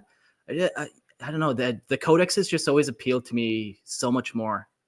It's just personal. It's nothing wrong, but well, this is technically kind of neither here nor there, but isn't there like a certain level of canonicity between the codexes, the novels, the RPG books, and so on and so forth? Yeah, like that's maybe a good way to almost look at it. Like codexes are law. You know, what you see in there is it's fact. When you get to novels, it can be a little more like, okay, all of a sudden they came up with this galaxy-changing item or whatever, you know, that shifts everything. So it's kind of a little more, there's a lot more liberty as opposed to like the codexes where it's a lot more regimented and the codexes is building the universe for you to then kind of write your own story in. So then like, yeah, you know, there's a little more canon to it in my mind. I think that also needs to be a help desk episode too for lore builders. Yeah, that'd be a fun help desk for sure. So I just wrote up a killer bonus episode the other night. I got Space Marine 2 to finally work on my computer. They must have done like an update on processing or whatever. So like now my graphics card is able to handle it. I'm not like, holy shit, my computer's melting. So I went and I did an episode about Space Marine 1, and I just wrote down a bunch of like what happened, the characters in it, where everyone kind of left off, as a just little refresher for myself, even before I get too deep into Space Marine 2. But yeah, man, there's a lot of fun little bonus episodes that we can definitely bang out. I know we've talked, you were talking about the Fantasy Flight games, whether they're canon or not, and you'd like to think they're canon. Are Space Marine 1 and 2, would those be considered canon? When Space Marine 1 came out, it was not canon. But I feel like as GW has expanded their IP a lot more and has gotten like, you know, they're working on TV shows and stuff, and like they're really kind of branching out. Space Marine 2 is technically considered canon and stuff, and they even went back and kind of retconned a couple things to make Space Marine 1 fit. So, you know, back in the day, I think not so much canon, but now I would allow it. I think the big thing was like because Space Marine 1 was around about the second Ultramarine, or the second company for the Ultramarines, but the problem is in Space Marine 1, Titus was the captain, but in lore, it's Caetus Sicarius. Yeah. So I think they went back and redid it where Titus was the predecessor when he got taken off by the Inquisition, spoiler alert. Then Caetus Sicarius was his replacement. Yeah. I did write a lot about that. Well, not a lot, but a little about that in the bonus episode. I think I'm going to record it tomorrow with Christian, but we'll see. Just look forward to that little bonus episode. Man, Space Marine 1, such a great game. I'm feeling so nostalgic and can't wait to play more Space Marine 2. Have you guys fucking beat that game, played it, or where you at with that game? Oh, yeah. I think I've got like 2 more missions left to go, but it's beautiful. It is. I mean, every time I'm like kind of in the mood to paint some minis and stuff like that, I'll go in and play Space Marine 2 to get me like even more into that mindset. Fuck yeah, man. It's just so atmospheric, man. Like everywhere you look, there's another crazy 40K detail in it. It's so good. Just gets you right in that mood. Yeah. So yeah, I did the dumb thing. I ordered Space Marine 2, but I was not told it would not work on the original Xbox One. And I need an Xbox One X. So now I have a Space Marine 2 disc, but no console to play it on. Nice. Well, I promise you, Gerald, one day your level of technology will catch up with the times. It may not be tomorrow, it may not be in a year, but one day. If now, okay, so now we're getting all these Patreon tiers going. You donate $500, we can get Gerald an Xbox fucking One or whatever he needs to play. Just so he can play Space Marine 2. I mean, Christmas is right around the corner, so maybe you ask the ominous buyer. So yes, the tech priest needs those cog bucks. Yeah. We got one more comment before we jump back into the notes. Purge says the Codex is law, everything else is Imperial propaganda. Yeah, there's this fun quote where everything is canon, not everything is true. And that's kind of like a cheap way of allowing everything to happen. But, you know, everyone has a different perspective on things that happens. Or maybe when they wrote down the book, their memory changed slightly in their head, you know, of the events or whatever. You can kind of just rationalize a way to kind of fit everything into 40K. Yeah, I mean, 40K, how many years old is 40K now? 40 years old since the beginning. So yeah, I think we're close to 35, but still 35. Fucking a long time. Yeah. That's a long time to try and keep stuff straight. And for how big the universe has gotten, I can imagine it's not the easiest. Yeah. I remember when I started Lorehammer, people like, how long do you think you can talk about Warhammer? And I said, like, infinitely, man. There's almost like 1,000 fucking books out there. Now we're getting TV shows, there's video games. Like, there's no end in sight. Which, you know, that's good for us. I'll be a servitor hooked up, and when I die, I'll get turned into a servitor to record Lorehammer till the end of time. Hell yeah. Your skull will become the skull in the Lorehammer logo. Okay, for $1,000, we can turn Mark's skull into a real-life servo skull. Perfect. Foreshadowing. I'll make sure I'm the tech priest that does that for you. Oh, thank you. I feel in good mechandendrites now. Thank you so much. All right, back to Imperial law and the Lex Imperialis. Across the Imperium, sectors are bound by the precepts within the Lex Imperialis and the Book of Judgment. Over centuries, however, local interpretations have layered the law with countless additions, amendments, and exceptions, creating a complex web of rules specific to each locale. On every sector capital, an army of clerks, litigates, and barristers labor constantly to parse the law, their work necessary for even the smallest legal proceeding in an imperium, stretched by thin bureaucracy and centuries of legal clutter. Hey, sorry to just interrupt, but do you guys hear static on my end, or is that just a weird microphone issue on my ear? We're good? Okay, I'll carry on then. The wisest rogue traders and merchant houses, aware of the law's labyrinth nature, keep terms of legal scholars employed to track each sector's current decrees, knowing that a single infraction can lead to ruin. Some traders send their ships to sector capitals once a decade just to acquire the latest interpretations of the Lex Imperialis, thereby shielding themselves from the ever-changing mandates of imperial law. For every Adeptus Arbites judge, a pilgrim to the Hall of Judgment on Terra marks a pivotal moment in their career, a quest to master the intricacies of the law, imperial law. Many spend standard years prior poring over the Lex Imperialis to prepare for the trials of the gravest crimes. For in cases steeped in subtlety and historical weight, judgment may take centuries to determine. Judges may labor their entire lives on one ruling, only to pass the task unfinished to successors. This is cool, this little, just like the tech priests go back to Mars, they got their own holy pilgrimage back to the halls of judgment or whatever. Very cool. For some reason, I was flashing back to that scene from The Two Towers where the Ents were having that council, and Treebird came out and said, it takes a long time to speak in Old Entish. And so I don't know why, it just made me think of this stuff takes forever. Yeah. And it's so funny too. They're going through all these laws for a century. It's the guy was executed on site a century ago. And they're like, yeah, we're just making sure it's legal though, that execution. Oh, I guess we'll deem him guilty. Okay, time to pass on a sentence to what's his next of kin here. Speaking of next of kin, Ursat says, passing on Lorehammer, that's what the kids are for, to take over. I only have a daughter so far, and I'm going to try to keep her far, far away from you, Neckbeard. So don't you worry. For her safety, she won't be around Lorehammer. But I promise you, I'm aiming for a boy, and if I get one, that guy is destined to become the next lore master. Oh, man, I've got a 1-year-old son. I guess I need to start indoctrinating him early. Start him with the dad hammer. Yeah. Forever alone.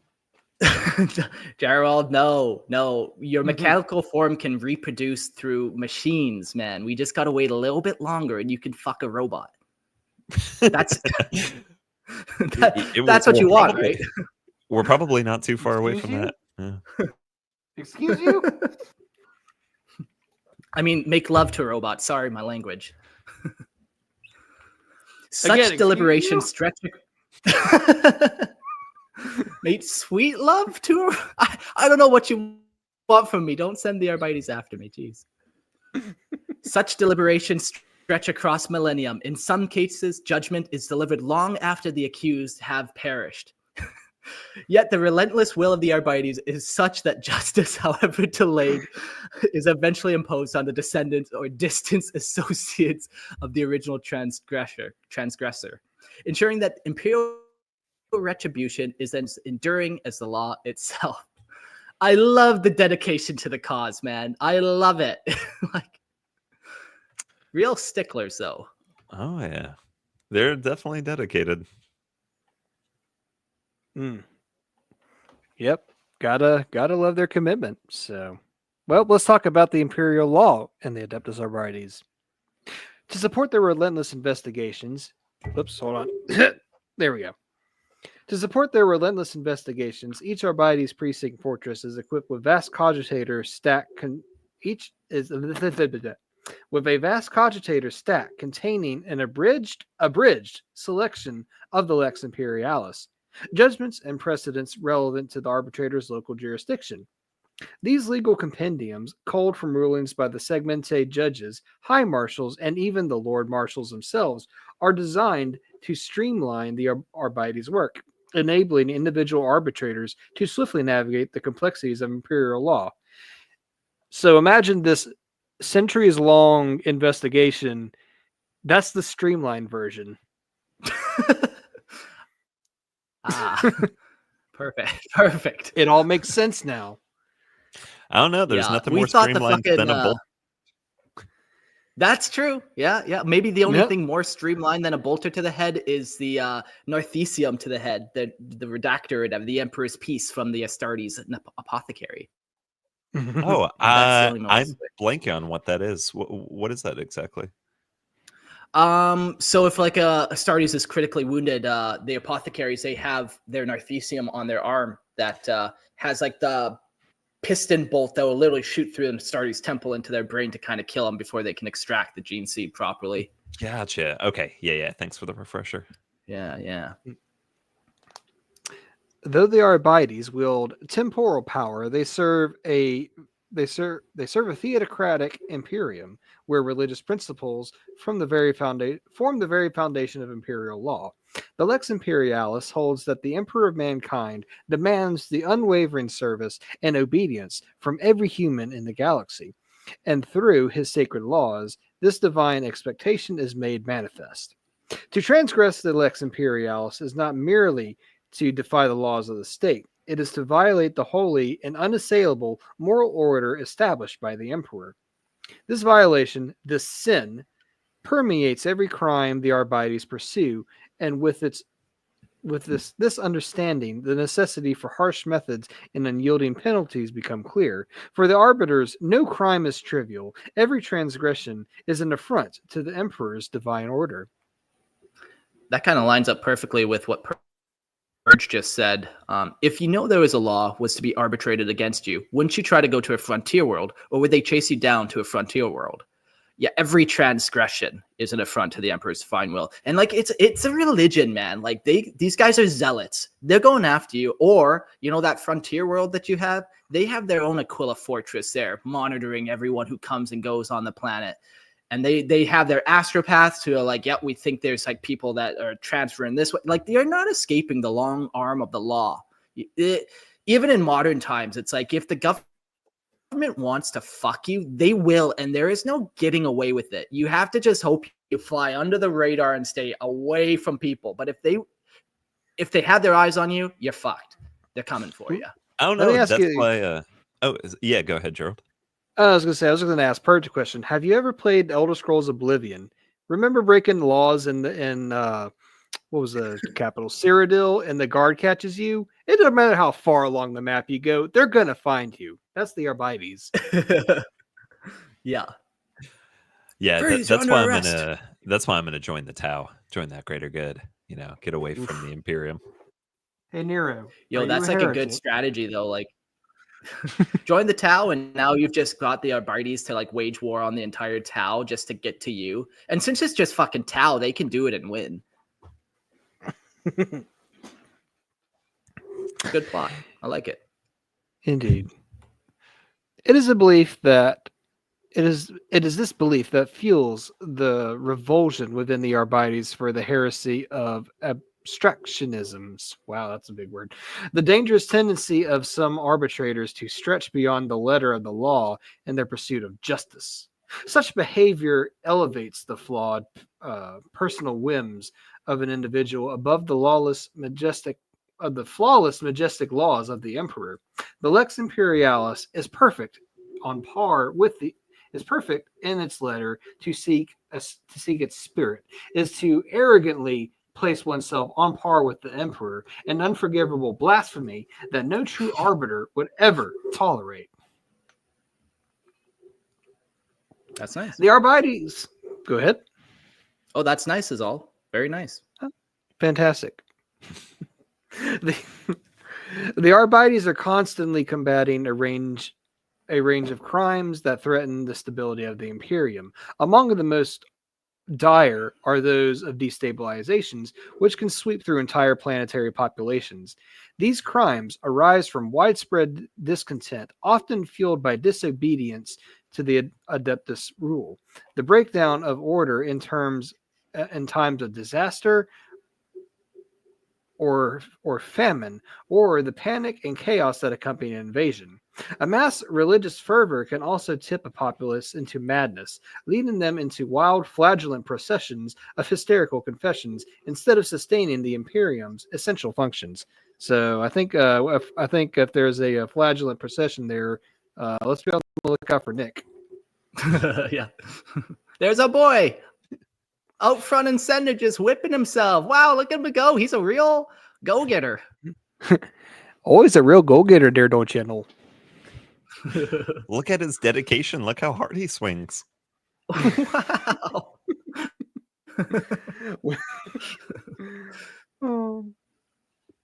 When planetary governors fail to maintain control, the Arbites must step in to restore order, setting the example for imperial loyalty and discipline.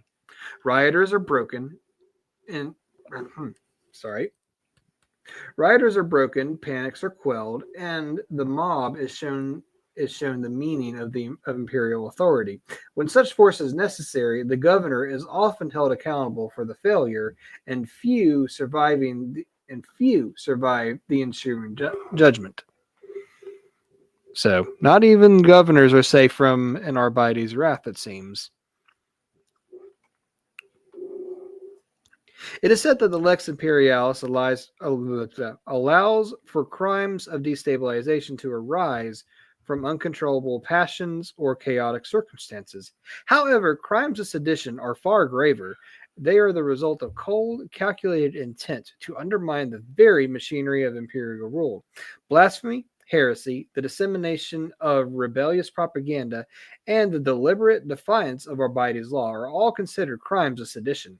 To harbor a mind capable of such intent is to pose a threat to the Imperium itself, and the punishments for sedition are designed to be as ruthless and terrifying as the crime.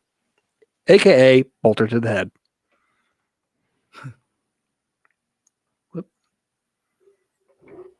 Enforcing the mandates of the Lex Imperialis is an overwhelming task. The vast erudite codices of law are so intricate that few individuals can claim to know all their secrets or loopholes. Even the judges of the Arbites, sworn to uphold the law, must frequently consult with archive savants and librarian cogitation engines to make informed rulings. Within the planetary enforcers are under auspices of powerful nobles during the rare trials, a group of exceptional legal minds is tasked with interpreting the Lex Imperialis. These scholars, few in number, dedicate solar decades to the study of imperial law, mastering its every nuance and its every interpretation, and guarding the Imperium's sacred justice from the erosion of time. So it kind of just seems like if you could sum up imperial law, I feel like there's two main facets. It's like, yes, the imperial tithe, you don't mess with that. We've talked about that. But just really any form of destabilization, whether you've eliminated the planetary lords and now this planet's no longer doing what it needs to do. It just anytime you kind of destabilize that clock that we were talking about, you take one gear out, the whole system gets fucked. So you can't allow any of that kind of stuff. But, there's a lot of things that you can allow. You can drop a clock in some mud and it might get a little dirty and it's going to be fine. But if you take a cog out or, you put too much mud in the cogs or a rock in the cog, that's where it really starts to get the ire of the Arbites. Oh, yeah. Yeah.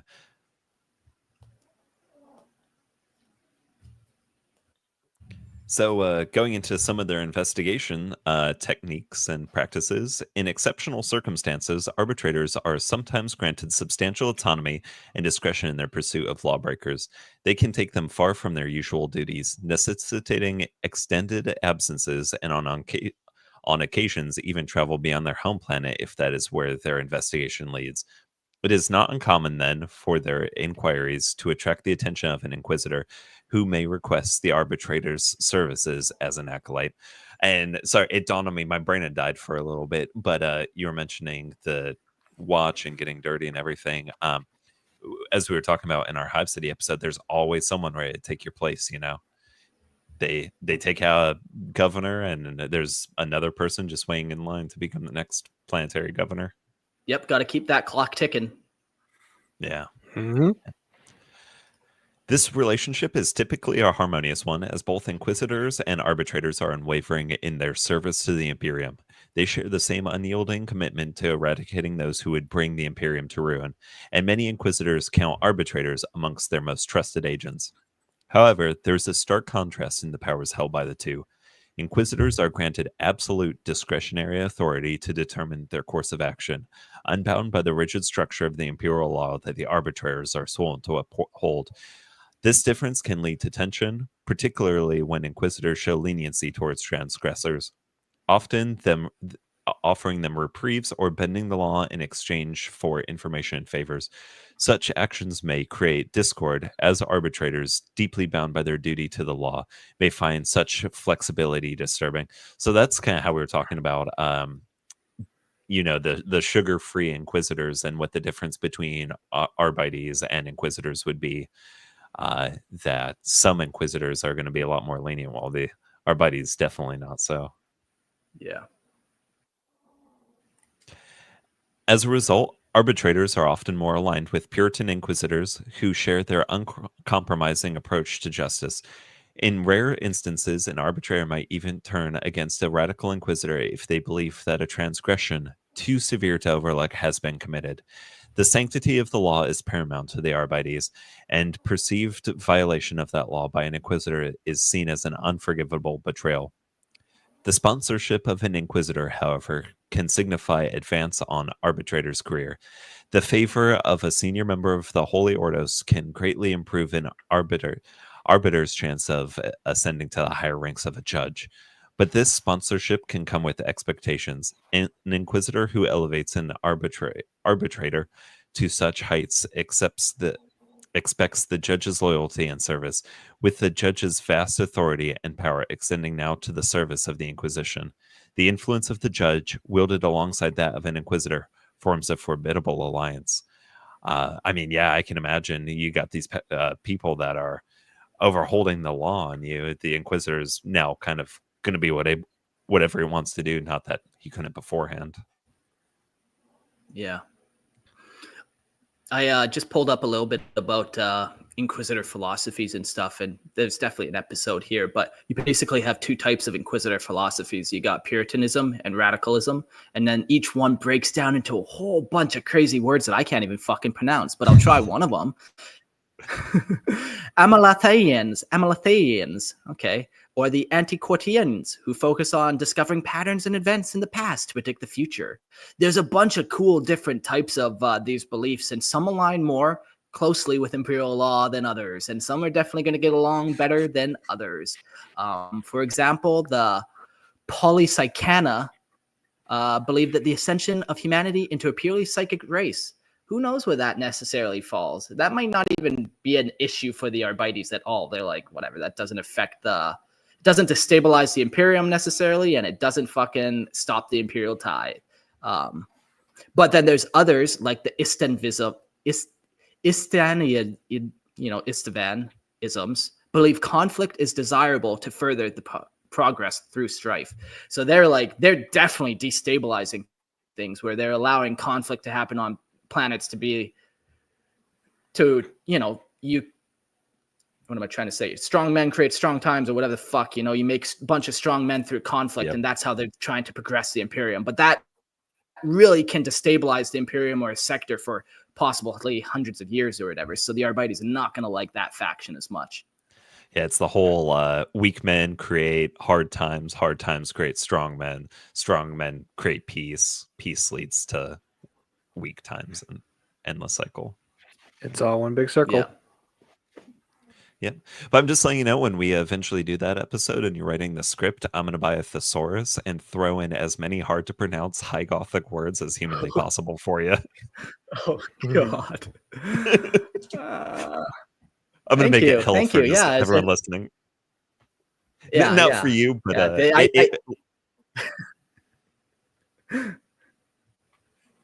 I don't appreciate it, but we'll do it for sure. Anything for the people. Somebody suggests that they grind my body down, so I am just that servo skull. But if that's what it takes to get these episodes out, we'll fucking do it. Awesome. Yeah, you'll be listening into that episode, and all of us will be speaking, but it'll be like listening to English you can't understand. Yeah, now wouldn't that be a fun episode? Just do a whole episode in High Gothic. All of it. The adjectives, the nouns, all of it. And label it High Gothic to a non-High Gothic speaker. Right. Yeah. Well, going back to the judges, indeed, given the judge's esteemed position and considerable influence, the relationship between a judge and an inquisitor often borders on that of equals. Together, they form a partnership of immense strength, and any enemies of the Imperium who stand against them are doomed to fall. But yet, I mean, that's actually surprising to me. Like, I always considered the inquisitors to be so high in their power that to a judge to be an equal to them really kind of is a testament to how strong they are. Yeah, I didn't know that until this episode either. Just like that is like, everyone has somebody looking over their shoulder in the Imperium, and not even the Inquisitors are safe. And that's kind of crazy to consider because, like, if you want to think of someone with like absolute authority, you look at the Inquisitors or the High Lords of Terra.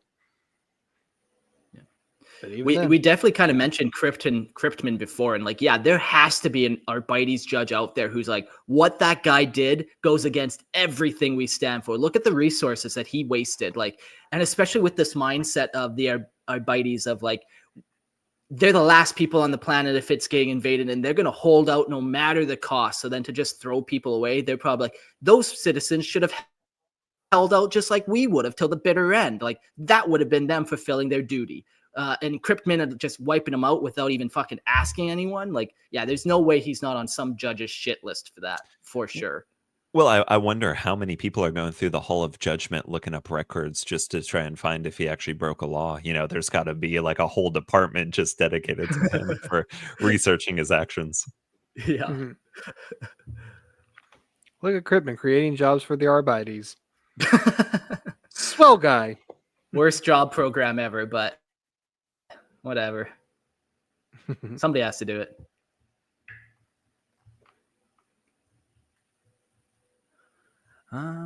Did you finish off your section? It's my turn now to do some reading. Okay. Yes, sir. Okay. Let's talk about some law disputes. Yeah, what actually does happen when we got some of these law disputes? The Adeptus Arbites are the unwavering enforcers of the Emperor's divine law. Across the countless worlds of the Imperium, it is the iron-fisted gauntlet of the Arbites that ensure the inviolable edicts of the Emperor are upheld, no matter the cost. It is the arbitrators who stand resolute, ready to enforce the Emperor's law above all the other regulations and petty concerns of planetary rulers. They are the first line of defense against the forces of rebellion and anarchy, the unyielding bulwark protecting the Imperium from chaos and destruction. They are the embodiment of the Imperium's rigid and unbreakable order, a symbol of unwavering authority. Yet, just as even the strongest of armors may fall prey to the slow corrosion of rust, so too can discord begin to take root in the staunch defenders of imperial rule. The law of the Imperium, as enshrined in the Great Book of Judgment, the Dictates Imperialis, is unyielding in its demand. It is not merely a collection of rules, but a vast, divinely inspired code that stretches to encompass the very soul of the Imperium. Yet for all its grandeur, it is not so complete as to account for every situation that may arise.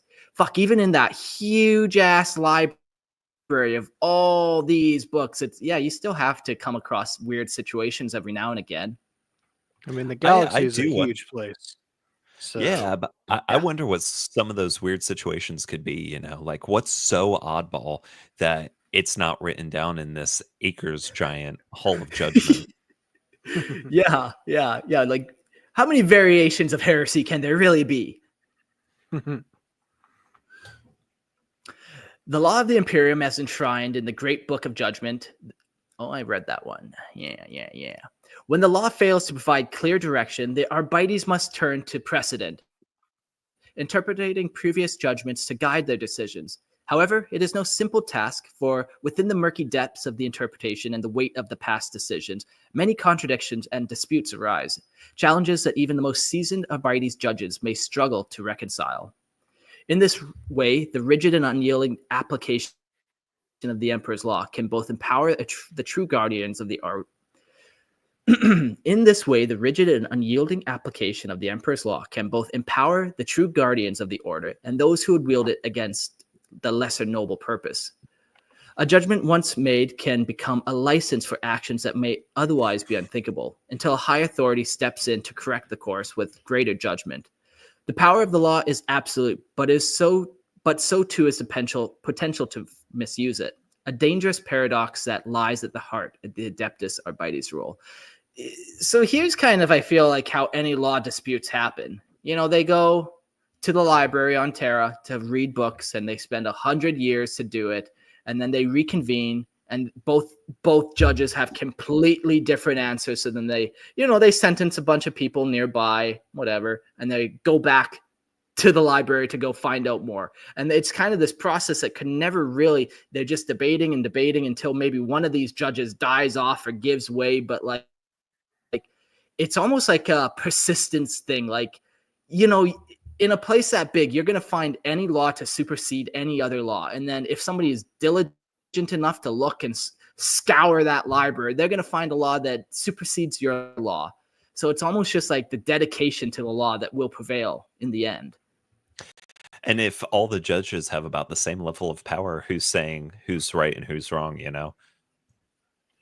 So then it just you just keep going back to that book or that library and just like, it just creates a feedback loop of like, okay, guess we got to continue this investigation. Oh, wait, here's a contradiction. Let's go back to the library. Here we go. Yep. Okay, 500-year investigation. Let's go. World record. Galactic record. Sorry. One thing I do wonder is, so like guardsmen carry around their Imperial primer with them. Do you think Arbites, just from how many laws there are, carry around some sort of condensed Lex Imperialis, just to reference?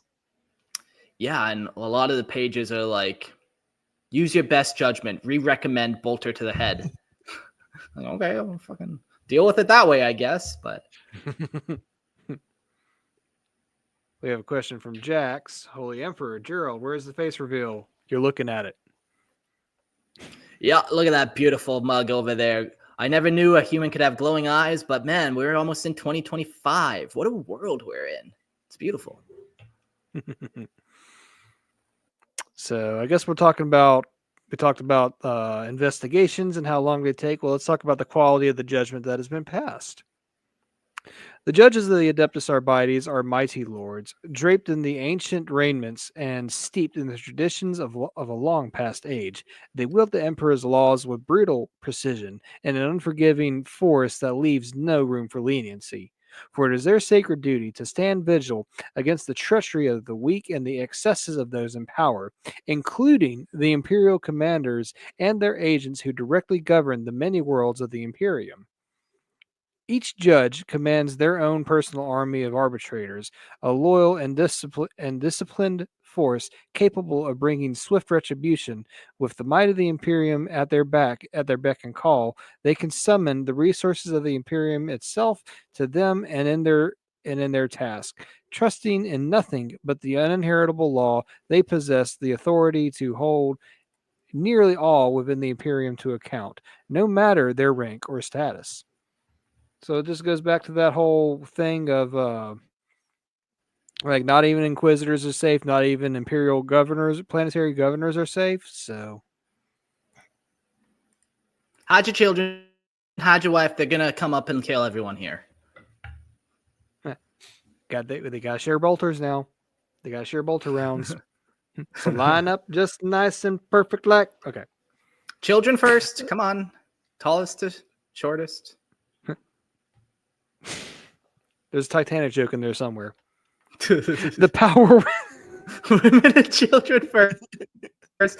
Come on. The power wielded by the senior. Oh, man. I thought what I said on the last episode was going to get me canceled, but this one, hoo-wee. How progressive are we? Lorehammer Legal is definitely probably going to struggle a little bit on this one. It's the Lorehammer Law Lords. I'll have you know. Yeah, I'm sorry. Well, at least they're earning their money on this episode. The power wielded by the senior judges and high marshals of the Adeptus Arbites is immense. rivaling that of the Inquisition itself. However, unlike the Inquisition, they are bound by the ironclad hierarchy of the Imperium and can never transcend the boundaries set by the Dictatus Imperialis, the unyielding code that governs their every action. With such power and responsibility comes great risk. The judgment of these lords of law is absolute, yet even they can falter. The inflexible nature of their duty, their unwavering authority, leaves them vulnerable to straying from their path. It is often within the judges that the seeds of heresy and strife are sown, and they may find themselves at odds with other agencies of the Imperium. Such conflicts, when they arise, are rarely without consequence. While they remain resolute in their duty, unbending in the execution of their power, there are threats that neither law nor force can overcome, enemies against which even the might of the judges is helpless. Yeah. We get a fun comment from Jax. Not just with men, but the women and the children too. That's nice. That's a nice little meme. And then he also asked this: so who holds more power, the Arbites or planetary governors? I know you kind of came in late, so you might not have heard that part, but definitely the Arbites hold it over the planetary governors. They have nothing on Arbites. And then also, is Gerald a Scutari? What are you, Gerald? Tech priest, Scutari? Mendos biologist? Okay. Just tech priest for right now. I'm waiting on my official cal to come in. Do you have a preferred Forge world you hail from, or? Legally, I cannot say. Okay. That means your Forge world that you hail from was probably accused of heresy and has been blown up, and now you are on the run from the Arbites. That's how I'm taking that answer. We don't speak of things that make sense.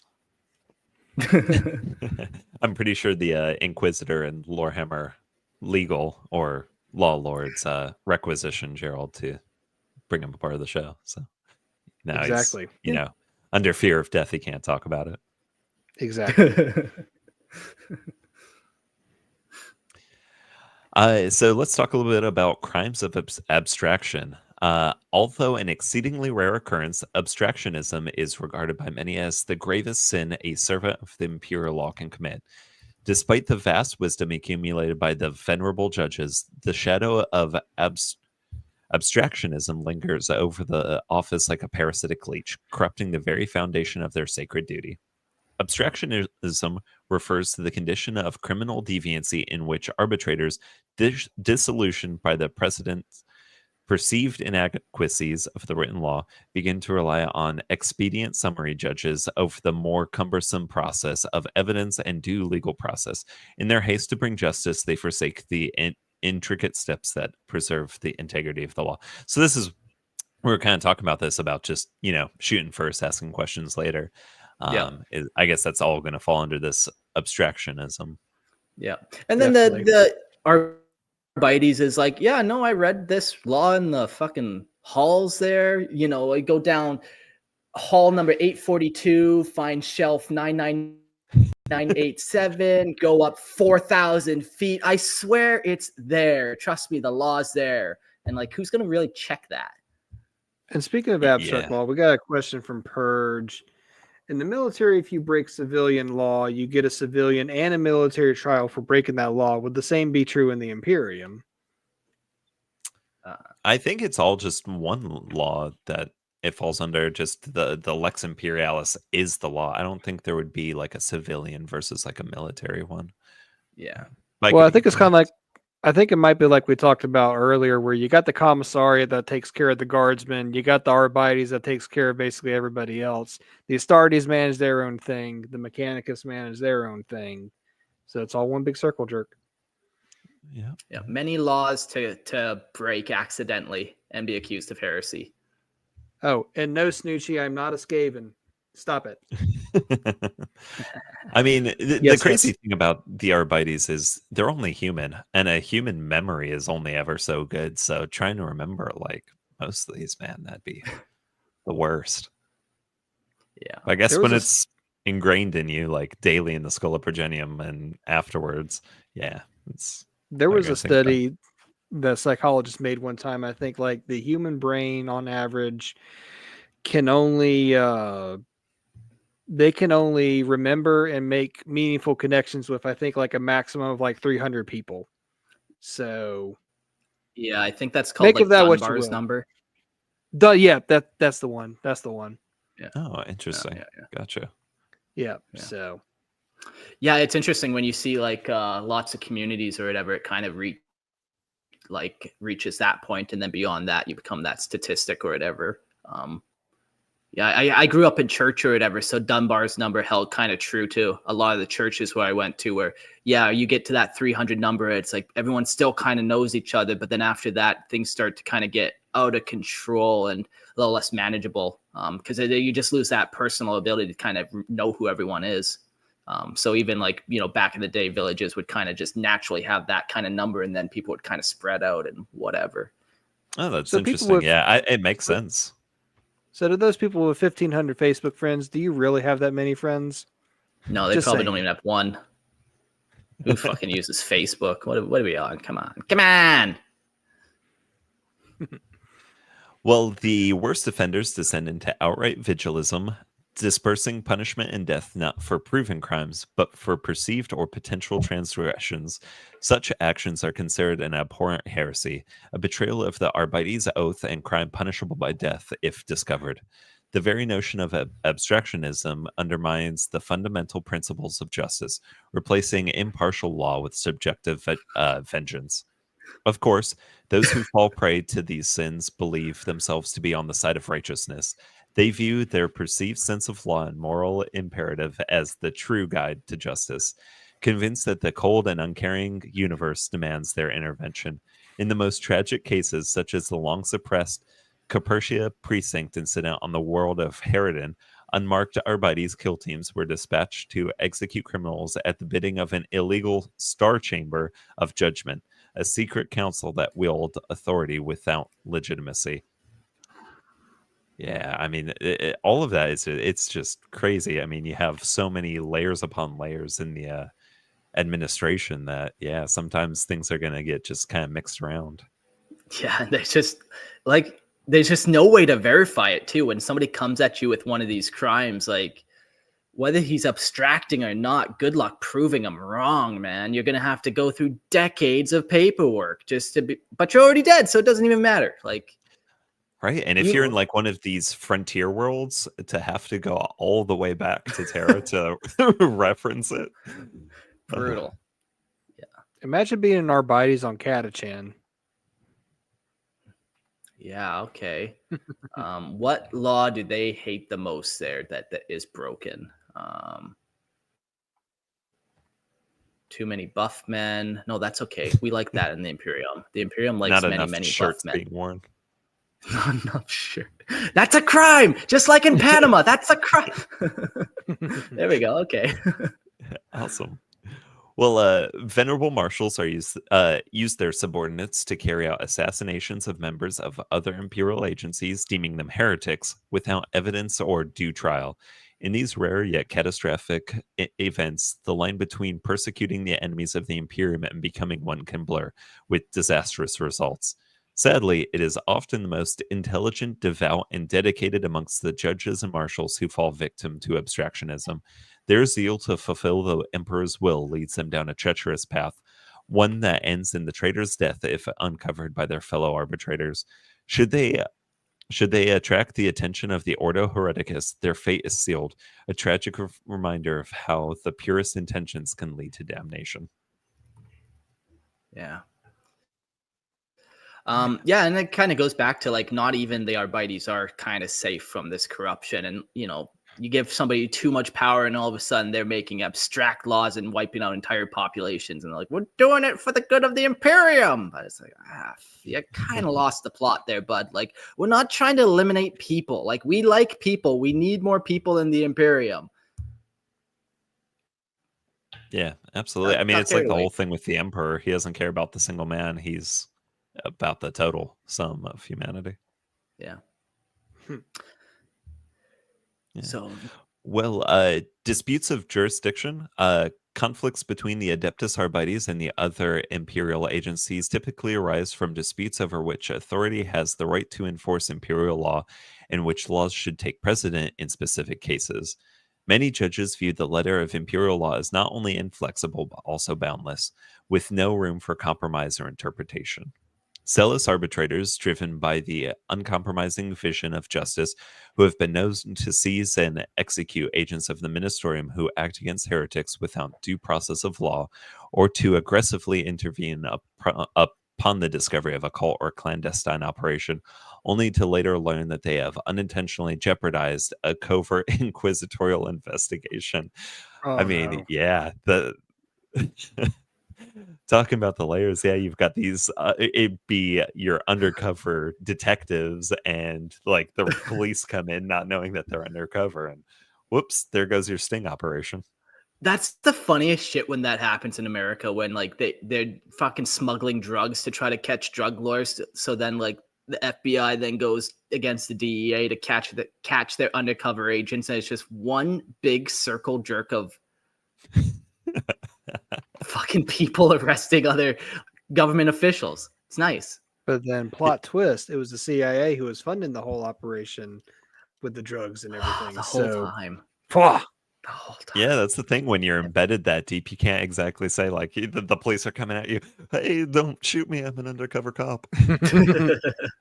There was a Right. movie back in like the early 2000s called, I think it was called Street Kings.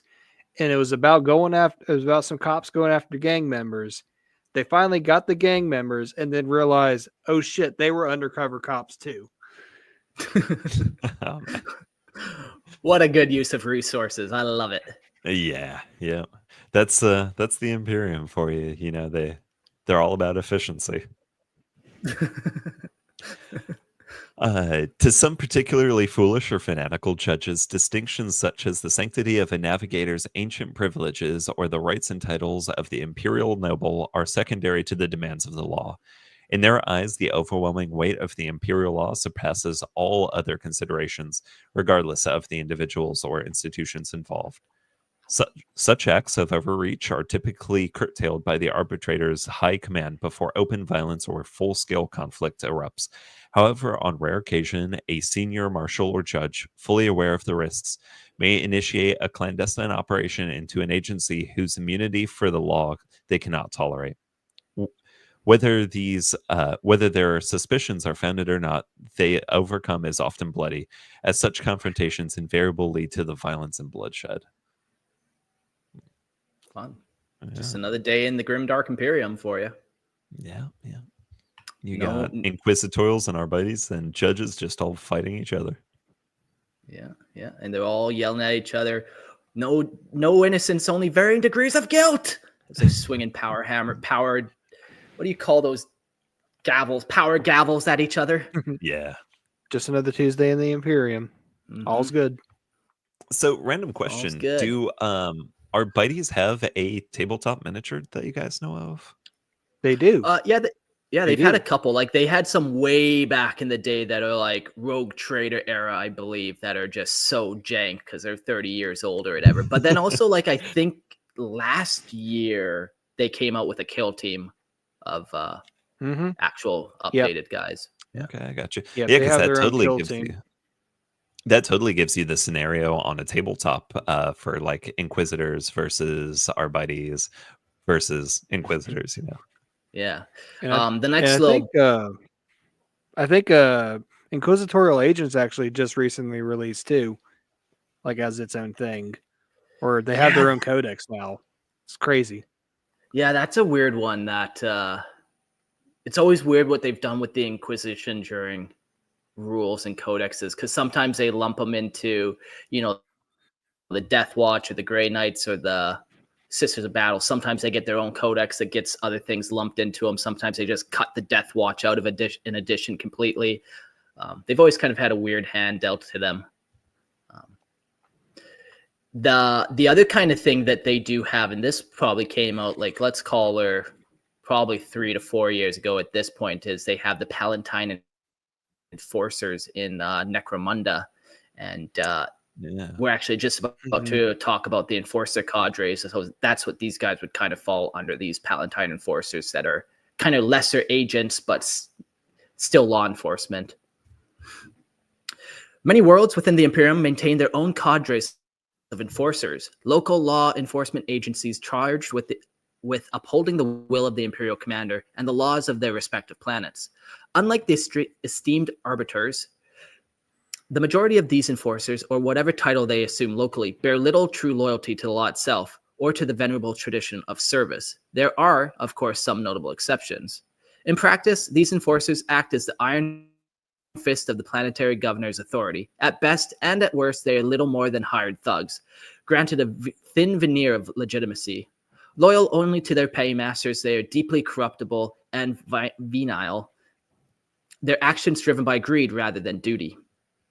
Within the Calexis sector, the organization and role of these enforcers cadres vary wildly. The Magisterium of Sanctilla stands as the most well-ordered and numerous of these forces, a paramilitary body that answers directly to the Lord Governor, with tens of thousands of armed personnel. The Magisterium is almost as well-funded and resourced as the Adeptus Arbites themselves. At the end of the spectrum, worlds like Lugnum rely on regulatories and rail agents to maintain order in their scattered mining camps and shantytowns. These enforcers often administer rough justice, though I'll try one more time here. These enforcers often administer rough justice, their authority little more than a thin pretense over their thuggish behavior. Many better. Yeah, okay, we'll get there. We're getting there, guys. Many know better than the bandits and extortionists. Some worlds, whether due to cultural practices or lack of technological resources, operate without formal enforcer cadres altogether. In such places, the ruling class and their private armies dominate, enforcing their will with unyielding authority. This is especially common on feudal worlds and feral worlds, though it is not exclusive to them. On Malfi, for instance, the hive world and subsector capital second only to Scintilla, civil order is maintained by the armsmen of the planet's great houses, with the enforcer cadres serving merely as over-armed doormen and palace guards. In most cases, the Adeptus Arbites and the Inquisition view these local enforcement forces with suspicion, if not outright distrust, concerning about their competence, loyalty, and professionalism. In many instances, their suspicions are justified. So we were talking a little bit way earlier about, if there's a gene steal cult, do they hire local law enforcement? And we kind of are like, well, that is a very specific case and they probably don't want to tangle too much. Like, they can't trust anyone.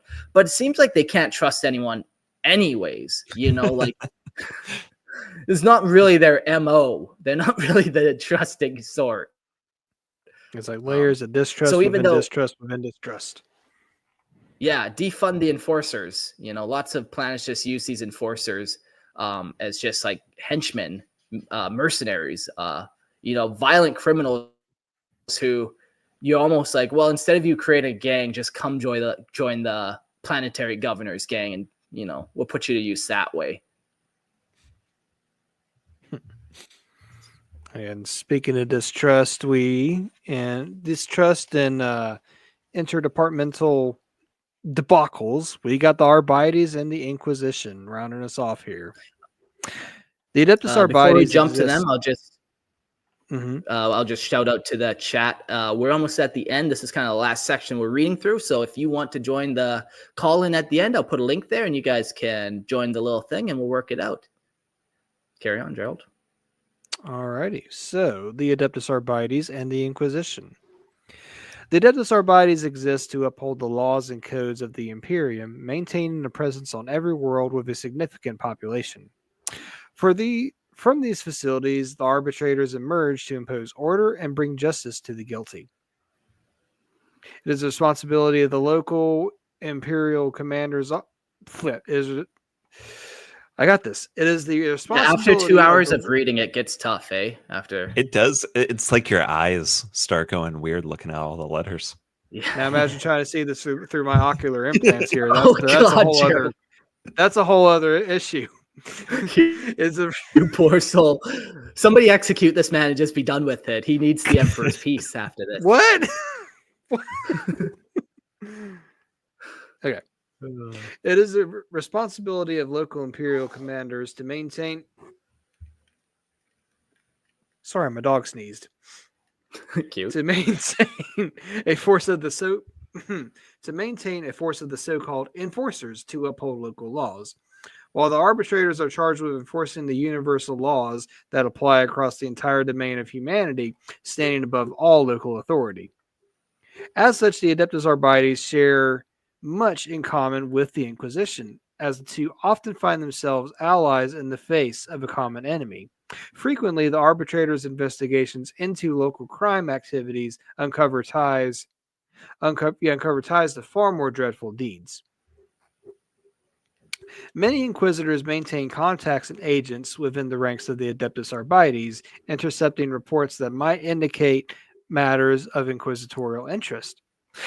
More than once, an inquisitor has appeared seemingly from nowhere to assist an Adeptus Arbites task force, offering aid against enemies the arbitrators could not otherwise defeat alone.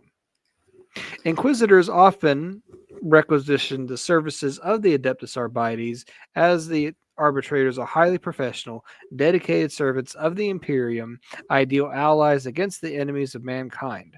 Moreover, the arbitrators possess local knowledge that most inquisitors can only dream of, allowing them to track down crucial figures, whether allies or enemies. Yeah, like these two really kind of fulfill the same role almost. Like, well, first of all, the Inquisition is a big organization with many different ordos inside of it. But if we're talking like the Ordo Hereticus, who kind of goes after directly heretics, they fulfill that very same role as opposed to Ordo Malleus or the Ordo Xenos or the Ordo Chronos or whatever other ordo we can think of off the top of our head. But the Ordo Hereticus and these guys, yeah, they work hand in hand in just hunting down heretics and destabilizing the Imperium. You think that would be the order that most Arbites would interact with, given their very staunch, given their very strict stance against sedition? Yeah, like I think that would be pretty much the only one that they really would work hand in hand with. Like the Ordo Xenos, I can't really see the Arbites working with them. Like, yeah, there of course is the odd planet that has Xenos and human on it working in tandem, but like that planet's not in the Imperial fold. So like are Arbites really even on that planet in the first place? Have they actually been like founded there, or is that like some frontier world that has not really been touched by the Imperium, you know? Well, I guess that leads to another question of, like, obviously hive worlds very much in Arbites' presence, but like your stuff like your death worlds, your dead worlds, your forge worlds, like what are the odds Arbites would be established there? Because you got the Mechanicus on the forge worlds, they basically police themselves. Death worlds like Catachan, like, I mean, yeah, there are some settlements, but that's mostly used for guard recruitment. So yeah, I think on like most planets, man, you're gonna find them, except for like you mentioned, the Forge worlds. They're their own empire essentially, so Imperial law has no power on those planets in the first place. But I think pretty much any other planet will probably, even if it's just one agent on that planet in his mountaintop fortress, just looking down on everyone, just keeping his eye out for that ultimate level of heresy or destabilization. Yeah, they're everywhere, whether it's a feral world, whether it's a feudal world, it don't matter. I think they're pretty much holding some type of presence. Hard to imagine one singular arbiter is in charge of entire planet, but you know, it might be one arbiter and 1,000 billion fucking servitors that help him kind of go through the data logs and all the messages and shit. And he's more just like the warning force, you know. He's probably a part of a bigger sector's arbiters force that he then will send the message off to get reinforcements, like this planet is stepping out of line or whatever. But yeah, it wouldn't be the best job to be that sole guy there, just outnumbered. But I guess you get all the corpse arch rations for yourself, though. So, ooh, that is nice. Ooh, okay. All of a sudden, things are looking up. One thing I not sure if we touched on is, do Inquisitors now, like Ordo Xenos, I don't see them having access, but like the Ordo Hereticus, would they have access to the Hall of Judgment? That's an interesting question. I don't know if I have like a solid answer for you, but my thought would be like, yeah, you flash that inquisitorial badge and you probably can pretty much go anywhere, and especially since it's not like these laws are secrets or something. Like you would think that anyone should be able to read these laws just for the sake of then people might not break them. But Right. and maybe just a thought too of jumping back. I know we've been mentioning Ordo Hereticus a lot, but what I love about 40K is you can come up with a situation for anyone to interact with anyone and pretty much have any outcome. Like we mentioned a bunch already, the Gene Stealer cult. So sure as shit, if an Inquisitor is investigating this Gene Stealer cult and the Arbites are there, then you could see them definitely working in tandem. Oh yeah. Absolutely. The Adeptus Arbites maintains imposing, heavily fortified precinct fortresses over the worlds they occupy. These fortresses are armed to high standards, forming a bulwark against rebellions. Each precinct fortress is equipped with an astropath, enabling arbitrators to send telepathic messages. Words are hard tonight. To send telepathic messages to the Imperium in the event of a full-scale uprising that threatens to engulf the planet's government. On many occasions, the Adeptus Arbites fortress precincts has been the last stronghold against anarchy. The few hundred arbitrators within hold out with grim resolve until aid arrives from off-world. In some cases, the reply to a call for aid might come in the form of a single Inquisitor and their cadre of acolytes. Yet, due to the formidable power of Inquisitors, this may be all that is needed to quash a rebellion. After such incidents, it is not uncommon for surviving arbitrators to become permanent members of an Inquisitor's cadre. The precinct authorities rarely object, considering it an arbitrator's duty to serve the Inquisition. So, sounds like if you do your job well as an arbitrator, then you might just get yourself a cushy job as an acolyte for an Inquisition. So, that doesn't sound too bad. Yeah. For instance, following the fall of Precinct Omega 14 on the world of Baraspine, that's how I'm going to call it. After an uprising sparked by accusations of arbitrary brutality, Inquisitor Valex recruited every one of the 70 arbitrators who survived. This elite cadre then carried the Emperor's Law across the Androntis Nebula subsector of the Calixus sector, ruthlessly punishing countless criminals. While the Inquisition often finds a reliable ally in the Adeptus Arbites, it is exceedingly rare for the two organizations to come into conflict. Arbitrators and judges are near incorruptible, stationed many light years away from their home worlds to avoid entanglements in local policies. However, it is not unheard of for an arbitrator to fall from the Emperor's light, and those few who do are often the ones who fall the furthest. Such was the case of Marshal Gore of the frontier world of Kurdran, who one day declared the entire population of the planet guilty of harboring seditious thoughts and sought to round up 100,000 citizens. 100,000 citizens. That's nice. Yep. The people revolted, and Gore was murdered by an outraged mob. An inquisitorial investigation later revealed that Gore had gained psychic powers later in life, possibly telepathic abilities, and had lost his sanity, leading to this tragic downfall. Yeah, that's a lot of people. I heard a crazy number today. You guys know the city, The Line in Saudi Arabia? Yeah. Yeah, I guess since they started construction of that, 20,000 people have died working on that. And holy crap.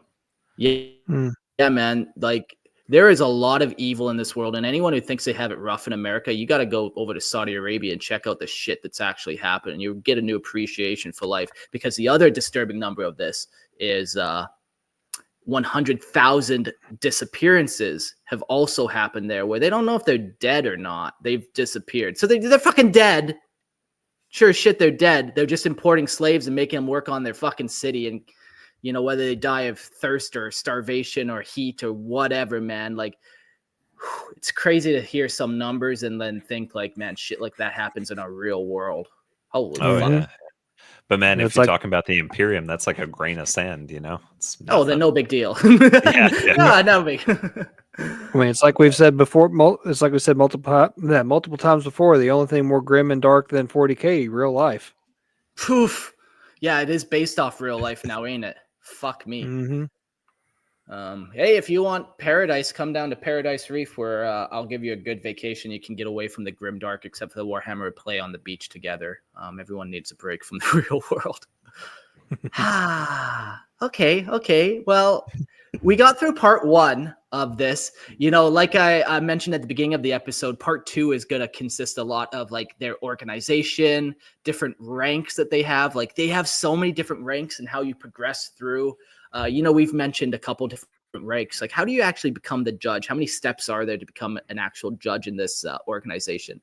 We're going to talk about war gear on the Discord. Nero, you were mentioning is it called the Absolute? What's their pistol called? Do you know? Oh man, I am completely blanking right now. But basically, it's a pistol. Judge Dredd, the lawgiver. Yeah, so that's a nice, yeah. But yeah, you know, they have different type of ammunition that they'll put in their pistol for different types of situations.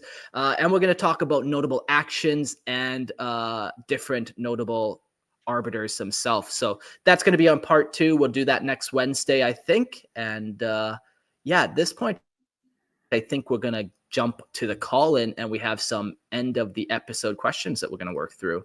Welcome to the show once again, Jax. I feel like you might get the title for a most called in caller-inner. I mean, I would gladly accept. It'd be an honor. An honor and a privilege, for sure. Let's get to some of these questions. There's some that maybe everyone just pick a question that we can berate Jax with. I know the one I really want to talk about was, could the Adeptus Arbites ever be compelled to work against the Imperial Guard or Space Marines if conflicts over jurisdiction arose? And what would the repercussions of the clash be? So yeah, like what would a Astartes chapter have to kind of do to get the ire of the Arbites, you know? Me being an edgy fanboy of the Night Lords, I mean, obviously, like chaos related stuff would definitely earn the ire of Arbites. Have you ever heard of the Minotaurs or the Marines Malevolent? Yeah, Yep. for sure. Mm-hmm. I feel like, yeah, the just like randomly butchering citizens would definitely earn you the ire of the Arbites. And the result of it would probably be a lot of dead Arbites. Yeah, like the Arbites are very well equipped, and they even have tanks and shit, but like you're not going against the might of an Astartes. Like you're just a standard human at that point. Yeah, I could see maybe like some Astartes trials to become a Space Marine becoming just way too severe. And it's like, okay, I know every one Astartes is going to cost basically 1,000 citizens, but you're now up to like the 10,000 citizen mark to get one Astartes. And now that's becoming against the Imperial law. The Imperial ties now has some issues with that. Yeah, it's like when in our buddies like and a Space Marine are working together, or like a Marines Malevolent, and the Marines Malevolent like lures an orc horde towards a refugee camp. And it's like, okay, it's only like a few thousand refugees. But then when like their job is like actually at stake, it's like, oh wait, I might actually get noticed for working with these Space Marines, and I let thousands of innocents die under my watch. It's like, okay, now we're having problems. Now we Well, then kind of you got a problem. Well, then you got to ask though, does it mess with the imperial tithe? I guess you got to crunch the numbers from there. Yeah. Yeah. Nope, still good. Keep killing, I guess. Still good. We're still getting that tithe. Yeah, everyone. Well, I guess just Nick and Gerald. If you guys got a question pulled up, if not, I got one. So I want to ask Jax.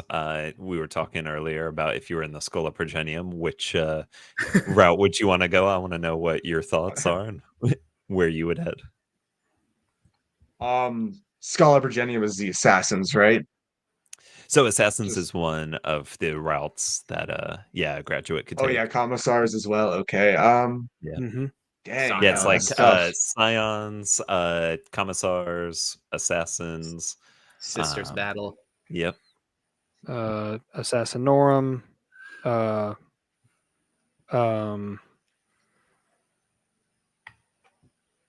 right. I know Or I have a top yeah, 5. Arbities as well. Yeah. Yeah. I got a top 5. All right. Number 1, Mister of Battle. Hey. How dare you? That's illegal. Hey. That goes against the imperial tithe. I don't know how, but it does. I'm an abstractionist in this situation. Yeah. Number 2. Dang. I've realized a lot of stuff, like the cool stuff, like goes to the ladies. Like the number 2 would be like the one assassin that could like shapeshift. Yeah. Oh, the Calidus. Yeah, those ladies are pretty cool. I guess. Yeah. What is there a drug that they take called like the biomorph or it's a some kind of biomorph drug. Yeah, what is that called? Something. Yeah. Yeah. Okay. Number 3, I guess, would be just like a commissar or something. Just like hanging out in the back lines, like, hey, don't you run away, Billy. Get back up there. Get back up there, Billy. For the Emperor. Not every commissar has to be a complete dickhead, though. Like Yark was pretty well respected. Caiaphas Kane is awesome. So there are some decent ones out there, especially if you want to be a live commissar. Yeah, like and that's like the thing. Like commissars are really flexible as well. And there's like an interesting question, like how would commissar Yarick interact with the Arbites? Yeah, like they're completely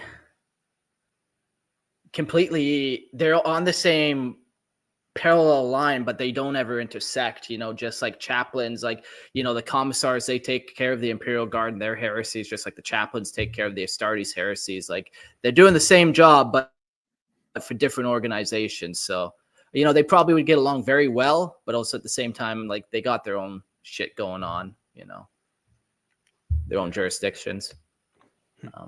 Let's jump to the next question. Gerald, did you pick out a question you want to throw at Yeah, people? I think I got a good one. What could be the psychological toll on arbitrators constantly exposed to rebellion, criminality, and the corruption of worlds they patrol? And how do the Arbites manage this? Ever heard of yoga? Shit. Okay, Jax. He's a wise ass. That's funny. Yeah, like all roads lead to chaos, man. I feel like the longer you're alive, the longer you're getting your hands dirty, the more likely you are to fall to this stuff. How many times can you purge a whole population before you yourself need to be fucking purged? That's the question. That also, right that also, as I was gonna say, that also raises the question, like, we know Sisters of Battle do it like all the time because they're like extremely religious. They're like, oh, let's purge these innocent civilians. Why not? For the God Emperor. I feel like Arbites, like, if they're more distant from the Emperor, like definitely like their psyche will take a toll. But like if they're like super dedicated to their cause, and unless they like fall under like the direct like imagine Zeech, like, oh, you murdered all these civilians in cold blood. Follow me, you won't have to do that anymore, or something.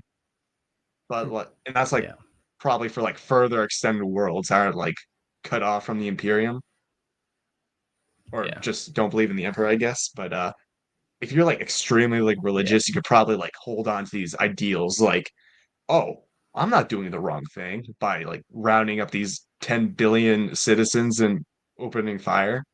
I'm doing this for Yeah. the God Emperor. I'm in the right here.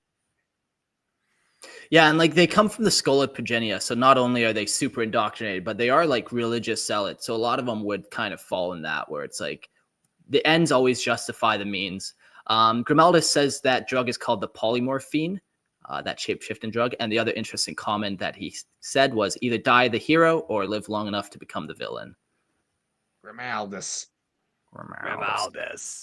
I got one more question to jump to, unless anyone else wants to comment on that one. Nope. Okay.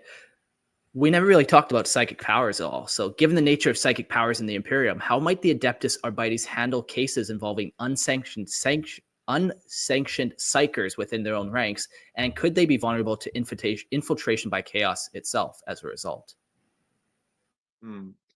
I think the most common answer is just a boom. Yeah. Yeah, if there's any question, of loyalty or whatever, that's probably the way they deal with it. Do you think that they allow psychers in their rank in any way? Like they must to some degree, because psychic interrogation would be one fucking hell of a way to do it. Oh yeah, for sure. Yeah, definitely. Yeah. Like Yeah. Arbites, like I'm reading the Eisenhorn book, and like Inquisitors will like they're like so far up, will use like blanks and like psychers. Arbites are just like a little like higher level policemen. They're like, I could kill this psycher, or we could use him. Yeah. I wonder what type of paperwork they would have to kind of file to get that unsanctioned psycher to be a sanctioned psycher, and if that is even is there actually that route, or if there's a very, very thin line. Like psychic interrogation is really the only thing I can think of, but I just don't think they're using battle psychers. Yeah, no, I couldn't see that. Or just like telekinesis, like, oh no, there's a rock blocking the road. Quick, psycher, do your thing. Yeah, I just don't see that being the case. And then boom, warp rift opens up, and you're like, fucking Greg, man. Every time on every planet you do this. They'd be using that telekinesis to snap fingers, not to move rocks. Yeah, but it's not as fun not doing it with your own hands. The Arbites want to get in there themselves and do it.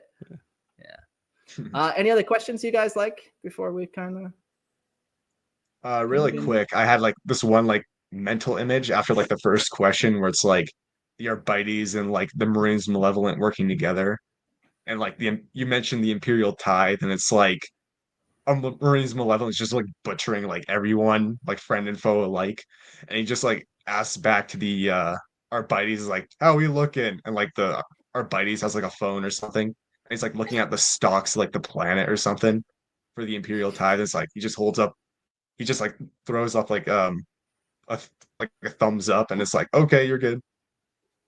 Good. Tithes haven't been affected. Everything's good. Everything's a-okay, homie.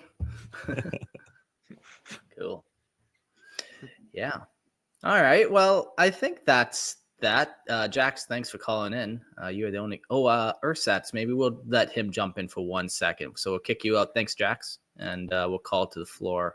Ursats. Ooh, you got some static on your end. Maybe we'll just. Yeah. Okay. Sorry, Ursats. Yeah, we don't want to submit our listeners to that kind of ear torment. I already get enough flack about my audio quality. That's the way she goes. Yo, everyone, thanks for listening to this episode of Lorehammer. Nick, Gerald, thanks so much. It was fun. Yeah, thank you for having me. Absolutely. We Pleasure do as always. have two new members of the Imperial tithe here. I forgot to write it down, so I'm just checking that email. You know what? Maybe we'll shout them out on the next episode. But I know there is 2 people, so thanks so much. If you guys want to support the show, you like what we're doing, don't forget to join the Patreon. Just check out, you can Google Lorehammer Patreon. There's links in all the descriptions below. It's ad-free. There's video live streams. There's all types of fun stuff. And next episode, I think we're getting Christian and Jordan on, and we are finishing off the Severin Dominant Part 3. We're talking planets in that empire. We're talking histories of individual planets and their cultures, and some of them even gave us climate details, which I think is particularly interesting. What's that world's ecosphere like? Yeah. All right. How do you end these? Adios. See you later. Sayonara. Have a good night or good morning. Okay, thanks. Bye.